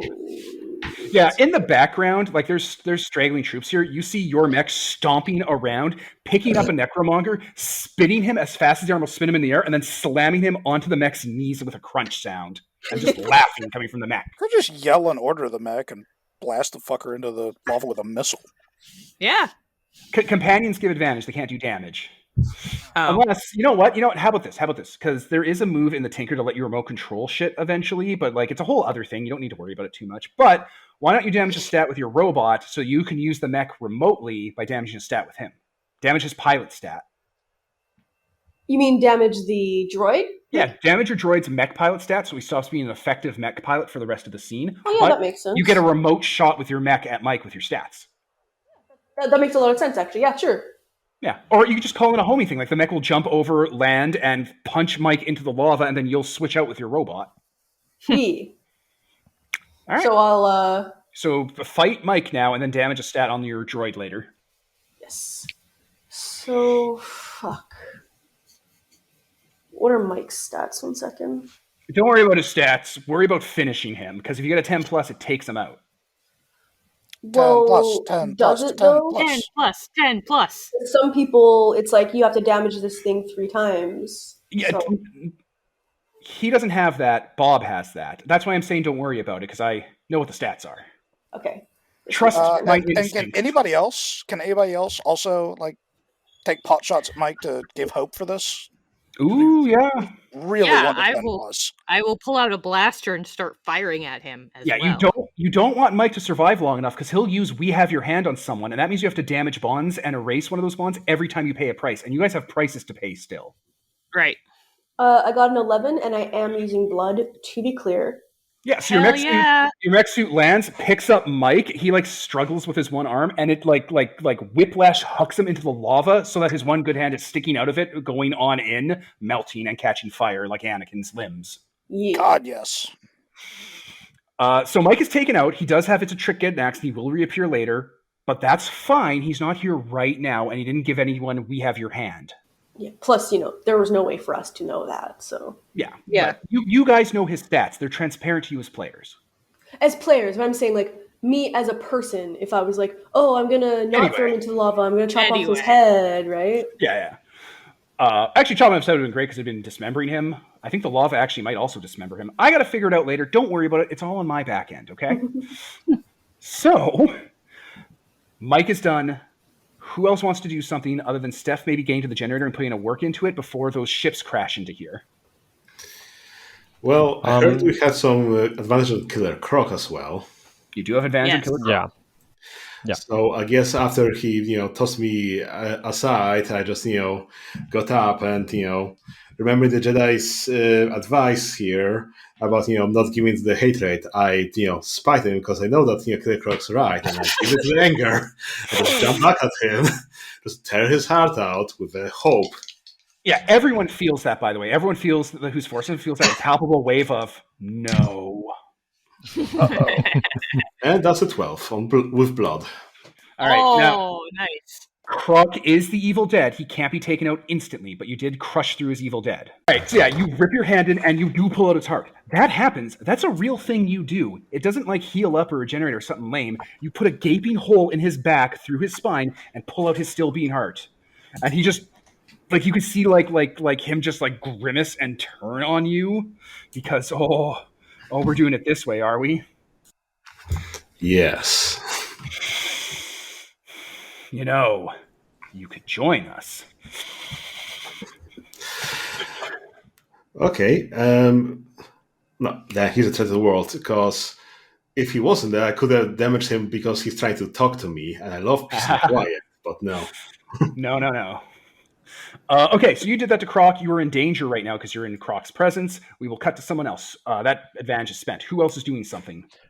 I am going to... Wait. No, it has to be Steph. Steph, you got to fix the generator. Oh, yes, okay. I gotta fix the generator. You keep forgetting. Okay. You keep forgetting. We're all worried about it. Shit. Yeah. Oh, I said we have to fix the generator, and then we're ripping hearts out. Well, you keep swinging the spotlight away from the generator. I can't help it. It's hard to shit in ages. It's hard to focus. Well, my tech got thrown in the lava, so now I've got to take over whatever he was doing and fix the shield around the generator to get us somewhere. All right, so just tell me kind of what you're thinking you're gonna do. Well, I take the generator backpack that he had, and I start rigging it up to create a force field around the generator to redistribute the heat stuff and things with wires and sparkly bits. That's perfect. I love it. So yeah, roll. Wisdom? You know what? I would just say, just wisdom. Just wisdom. It's just a wisdom roll. It's not a move. It's wisdom. Okay. You're smart. You're a smart droid. It's just a straight wisdom roll. Hell yeah. 11. Bam! You plug in that shield tech, you reroute stuff, it basically acts as a capacitor or like a breaker or whatever. Boom, second one done, pay a price. All right. We're back to. Oh, and it spawns a soft cut. What do I got for soft cuts? What do I got for you guys? I got to put you on your feet because you're making your way through it. I'll have to think of something. Who else wants to do a thing? I'm in a thingy doing mood. Oh, no, you can go. You haven't done much. Sorry, Ian, throw it at us. I am going to keep Killer Croc busy so that our wonderful smashy guy can smash him some more. All right, pay a price. Okie dokie. I think it's left on our price. Hard to fire in. Oh, can he? Oh well. Yeah, I'm just That's waiting. life. That's life. This is good because these bonds, that means I can't get you guys with the Overlord. You understand that, right? Like, if I burn through all these bonds, it's very hard for me to get them back. They're a limited resource I have. What does lose your weapon mean? Lose a weapon. If there's a weapon on your sheet, it's gone. Oh, it's just permanent gone? Well, not permanently gone. Nothing's permanent. Come on. But it's gone for this scene. For the purpose of you being useful with that weapon, that doesn't happen right now. Okay. Well, I'm looking at it difference versus gears lost until you recover. It's basically kind of the same thing, except it's specific to your weapons, which are useful for hurting people. Still find that weapon. Okay. It's not lost. You could find one on the ground. Okay. I'm just going to lose a weapon then. Yeah, you could pick up a blaster and then throw it at him. Right? Yeah. There you go. Okay. Yeah, I'm just going to start picking up weapons off the ground and whipping them at him. You're throwing stuff. Yeah, I'm just throwing things. I'm not going to fire at him. I'm going to be like, hey, you with the teeth and looking at things. Yeah, I'm over here. Croc looks visibly upset and will invoke Heart of Iron. Okay. It's a move against me, is it not? Well, no, it means your move immediately fails. Yes. Whatever you do makes a hard cut, which is me. And then he makes twist the knife, which is indeed a move against you. Yes. Twist the knife is a move against you. What do you possibly think you're going to do against that? I immediately spend a web to catch him in my... So he is now immobilized. Are you using a move against him, against a threat to the world? Did you pay the price to use a move against a threat to the world? Yeah, pay another price, Ian. Okay. That's fine. Also, I've stolen the spotlight from you, which, I'm almost certain that means I get to get you, man, because I stole the spotlight from you. I know. I have when an enemy moves against me, I can do a thing. So is he immobilized by the web? Yes, he is now immobilized. Their armor leg is caught and immobilized. Next time they try something, I can manipulate them as if they were an object. Killer Croc is all about that because he reaches out his claw and drags you into his hand by the throat. And you can manipulate him all you want, but he's gripping that claw, so you're going with him. Okay. Because I'm going to continue with Twist the Knife. That will be suffer a setback. I love suffering some pain. Anyway, can I do my Twist the Knife, you get to manipulate, then the setback happens. There's a dance happening here, I'm almost certain. Yes. So that is the point of this. He drags you into his clutches, whispers into your ear, "We have your brother." And then he's just going to lock his fist around your neck, depending on what you're about to do next. The hard cut that Mr. Croc is going to do is...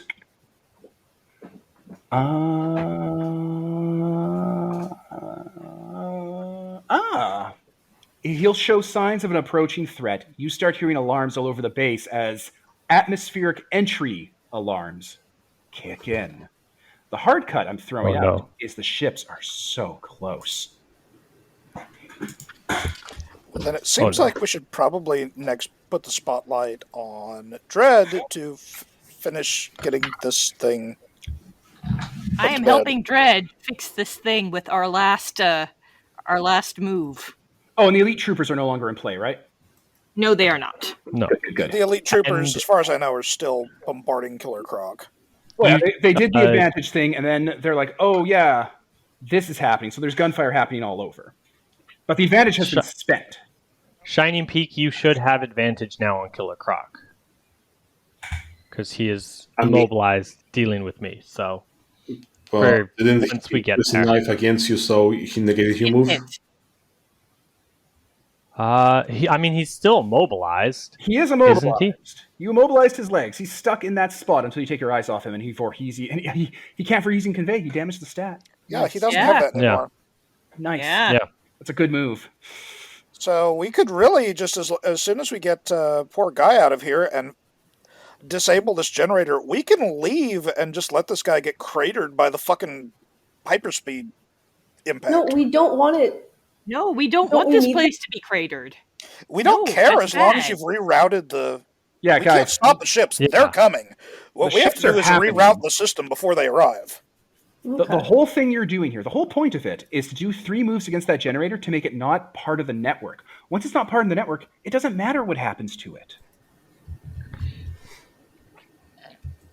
We've done 1, so No, let's do the other you've 2. done Two. 2. Oh, There's Yeah, well one we then need let's left. do the other more. 1. So, for God's sake, give the We spotlight. need to reverse the I got polarity, for God's sakes. Yeah, give the spotlight to Kim. All right. And Me and Dredd are reversing the polarity. Perfect. I'm going to interrupt that because Killer Mike, it's a trick. Get an axe will reappear one more time to leap out of the lava like Oh, Jason horse Voorhees. shit. Yeah, that's his move. Like Continue. Jason Voorhees from the first fucking Jason Voorhees movie where he comes out as young Jason out of the water. Remember that? He activates as a trick, get an axe.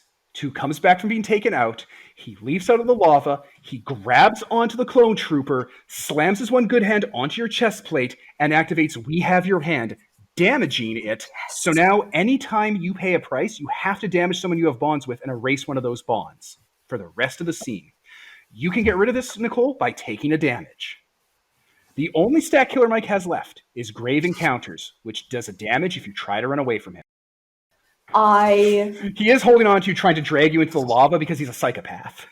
Okay, what I'm going to do is I'm going to grab Steph's droid by the back of the neck and kind of shove her into the control panel and be like, "You deal with this." And that's going to be me. That's going to be me damaging my bond with her. Okay. And I'm going to. I mean, you don't have to because you don't have a price to pay. Well, I'm going to be killing Mike. Mike isn't a threat to the world. Oh, I thought I had to do a thing. No. It's No, if you just go kill against her. Croc or try to interact with the generator that you'll be hurting your friends and loved ones. Yeah. Oh, or dealing with those swarm of arrow guys that are shooting at you because there's, I think, one of them left still, right? There's one Yeah. guy left taking pot shots at y'all. Not at y'all, at one specific person. They're like really dedicated their fucking jobs if they're still here taking pot shots at us. That's all. What I'm else saying. are they going to do? There's a no-win Run for their situation lives? here. They couldn't I mean- possibly. The alarms are off. They're dead men as far as they're concerned, and they're death cultists. You think the Trump supporters are going to get the vaccine after they start dying? Come on. Death cultists. I could not have explained this more in the pitch. They're Republicans. Okay, so if hey Devin, if I Welcome to our podcast. Right? All right, Nicole. if I damage the last stat on my commando droid, Yeah. the next time I have him, will he literally not be the same one? Like, can I just fix him because he's a robot? Yeah, you just fix him. He'll just be memory wiped. Which doesn't matter. You've done that 100 times to him, Nicole. Yeah, that's fine. This So is yeah, the first I time you've will. killed this droid. I'm going to get him to grab Killer Mike from behind in like a Yeah, under in a the full armpit, Nelson? holding. Yeah, I think that's what it's called. Full Nelson, and then you're going to kick them both into the lava? I mean, I was actually going to stab through them because Sure. clearly kicking him into the lava didn't work. Well, it'll work this time. You sense that it will. Do I? Yes, I just said it. Command lore, goddammit. Okay. I don't I can- end my statements with a question mark. Do you? All right. So yeah, I guess I'll do that. I will Finish him. him. So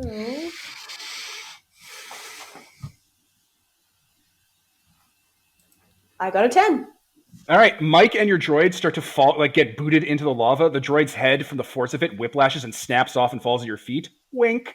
And they go in. Bye-bye, birdie. Oh yeah, that's what I want to do. I want to have grabbed the droid's head. When and you then, do the like, boot to just rip his head off, and then that's why I still have the head. you Maybe the violently and awesomely rip your own pet's head off to preserve it for later because it's great. And Killer Mike is no longer in this session. Steph, I beg you, Yes. save the world. I am soldering the wires and reversing the polarity. Pay a price. Okay. Oh, right. Price. Destroy one of my Oh, gears. you know what's cute, Devin? He had my hand, and I just ripped my droid's head off. Yeah, you did. You could play it like that. That's cute. Right? Okay, I paid a price. Perfect. Make your roll. Wisdom, I guess. Just wisdom. You know, you don't have like a thing for this, so just straight up stat. Why not? Can I cheer? Okay. Can I cheer her on? You have to do it in a way that you're doing the same thing with them. Like when two people are shooting, that's hope. It's not like you have to be interacting with the actual thing. It's not just like being a cheerleader. You can So also if you give have a way to do advice. that, if you have a way to do that, then you can give her hope. You can also give Jedi advice. Oh shit, you're a Jedi, dude. Yeah. Yep, I would. Yeah. You have reveal the way. Reveal the way. Do it, Obi-Wan. Use the Force. Do the thing. Oh, so does that mean I roll with hope? If he pulls it off. Oh no, wait. Okay. There's no roll. He just says it and it happens. I keep forgetting that Holden has a hope generator for you. I'm Oh, sorry. shit. I forgot you do that. If I tell you to like trust, if I tell you, the Force is with you, you can do this, and you try and do it. You're good. That's great because rolling with hope, I get a 14. Holy shit! All right. Yes. I was right. Force is with us. Okay. The generator, the heat sink, immediately goes dark. Like it just goes dark and just starts descending into the lava, like on a telescoping system. Let's go. Yeah. Let's go. There's We do kind of gunfire. need to like rescue the Harch. Oh yeah, we need to rescue the Harch. Yeah, Croc has him in a death grip. He's like, I'm going with you. You're coming with me. I mean, I can technically rescue myself, I think, but if you guys want to rescue me, that's fine too. I'm cool with that. I'd enjoy that. Well, yeah, you and Sicarius can both make moves against this guy.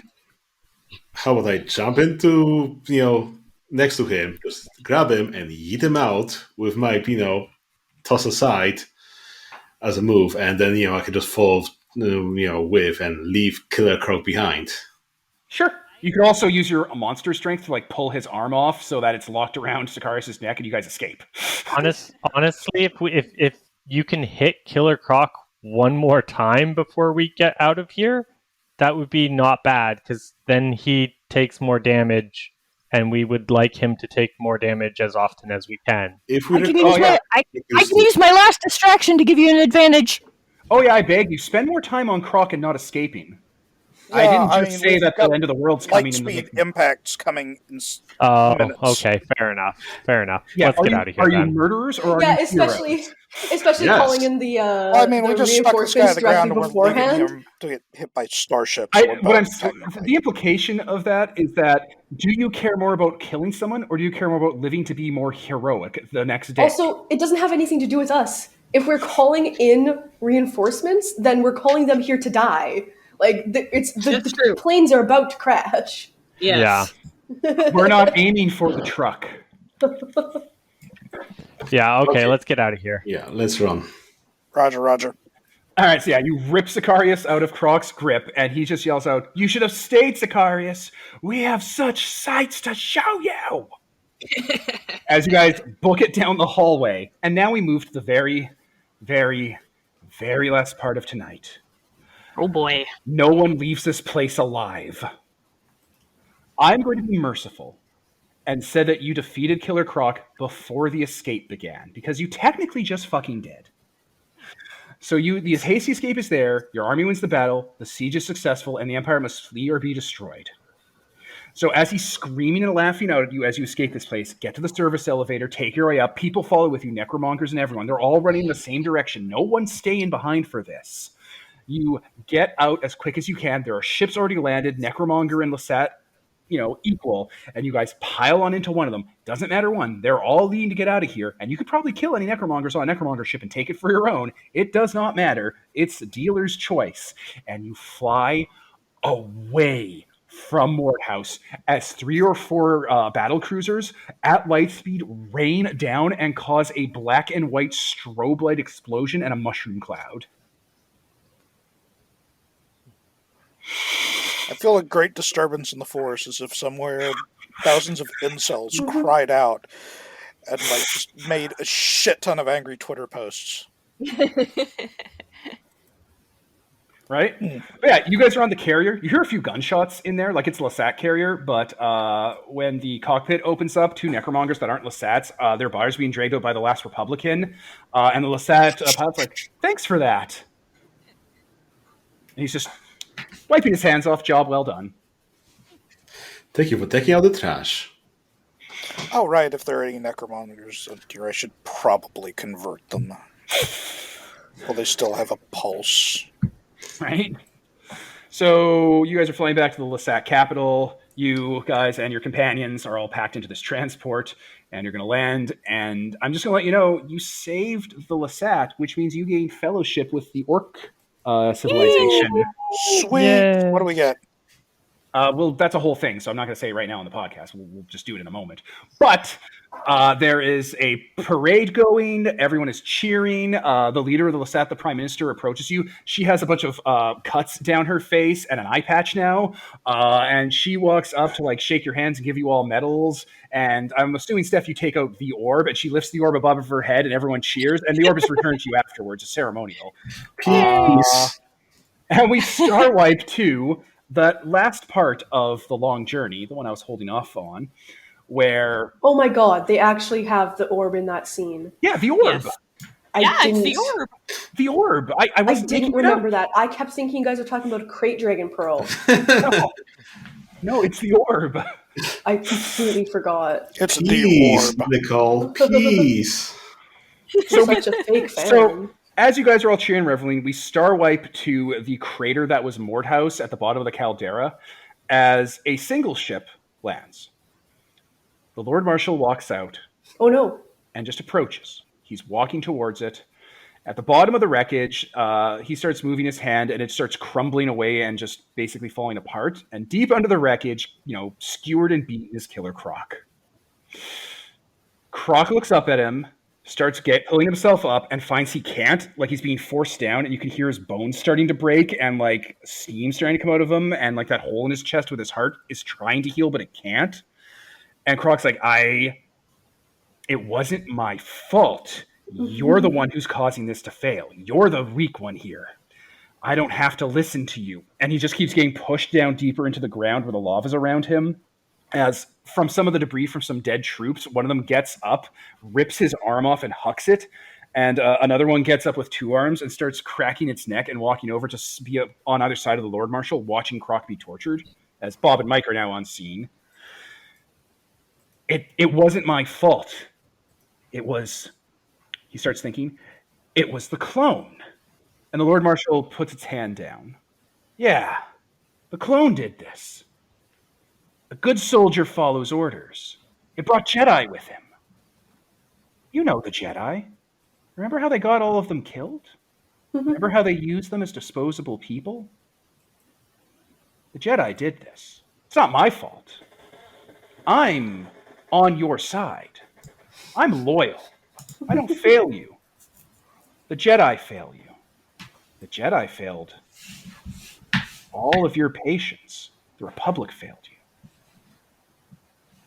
And the Lord Marshal stops for a moment, raises his hand, and one of Croc's eyes bursts out of the socket, and he just starts screaming, turns around, and walks away as Bob and Mike go to either side of Croc and start lifting him up and dragging him to the ship.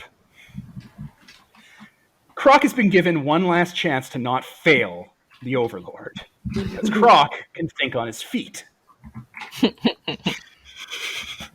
Yeah. So, guys, we don't need to kill him. We just need to defeat him one more time, and then he dies. It'll be a nightmare. Also because, I had to be forging bonds with you assholes this whole time, and I wasn't. Whenever Croc hurt you, I was forging a bond with you, by the way. I don't remember who he hurt. I remember a bit here and there. But probably not as a response to, Hearts of Iron, because then that would be self-defeating. We'll look into it over the week. Yeah, we'll go over and I'll build bonds Yeah. based on that. But that is how that works. Whenever he does grievous harm to someone, he forges a bond. Yeah. I don't know if he ever actually attacked anyone other than Heart of Iron, though. Well, he attacked Sicarius. I mean, he had you in a death grip, and That was he... with Heart of Iron. He also stabbed Holden with a hard cut, which was just one of his moves. He traumatized Kim by, turning one of the people into Killer Mike. Yeah, when you cause grave personal harm to someone or their people, and that was your people, he mutilated one of your friends, Steph, and threw him in lava and brought him back as a demon. Yes, Like, it's not that's just true. physical harm; it's emotional harm. Croc's all about, or the Overlord's all about that. So we will get to that later. That's mechanic talk. It doesn't have to be in the podcast. We don't have to go over that now. Croc lives to fight again. The Overlord takes off and abandons Lesat because they can't take Lesat. And as people are cheering in the streets, the remaining parts of the fleet just start dispersing back into Necromonger space, showing the rest of the galaxy in one fell swoop that they can, in fact, be stopped. So that will be the end of the session. We'll do the end of session move, of course, but after we're not going to record it. We don't need to record it. We'll just move on really goddamn quick. But I was Devin. Steph. This was Stephanie. Nicole. Ian. And Holden. And this is sponsored by Nobody. Signing off.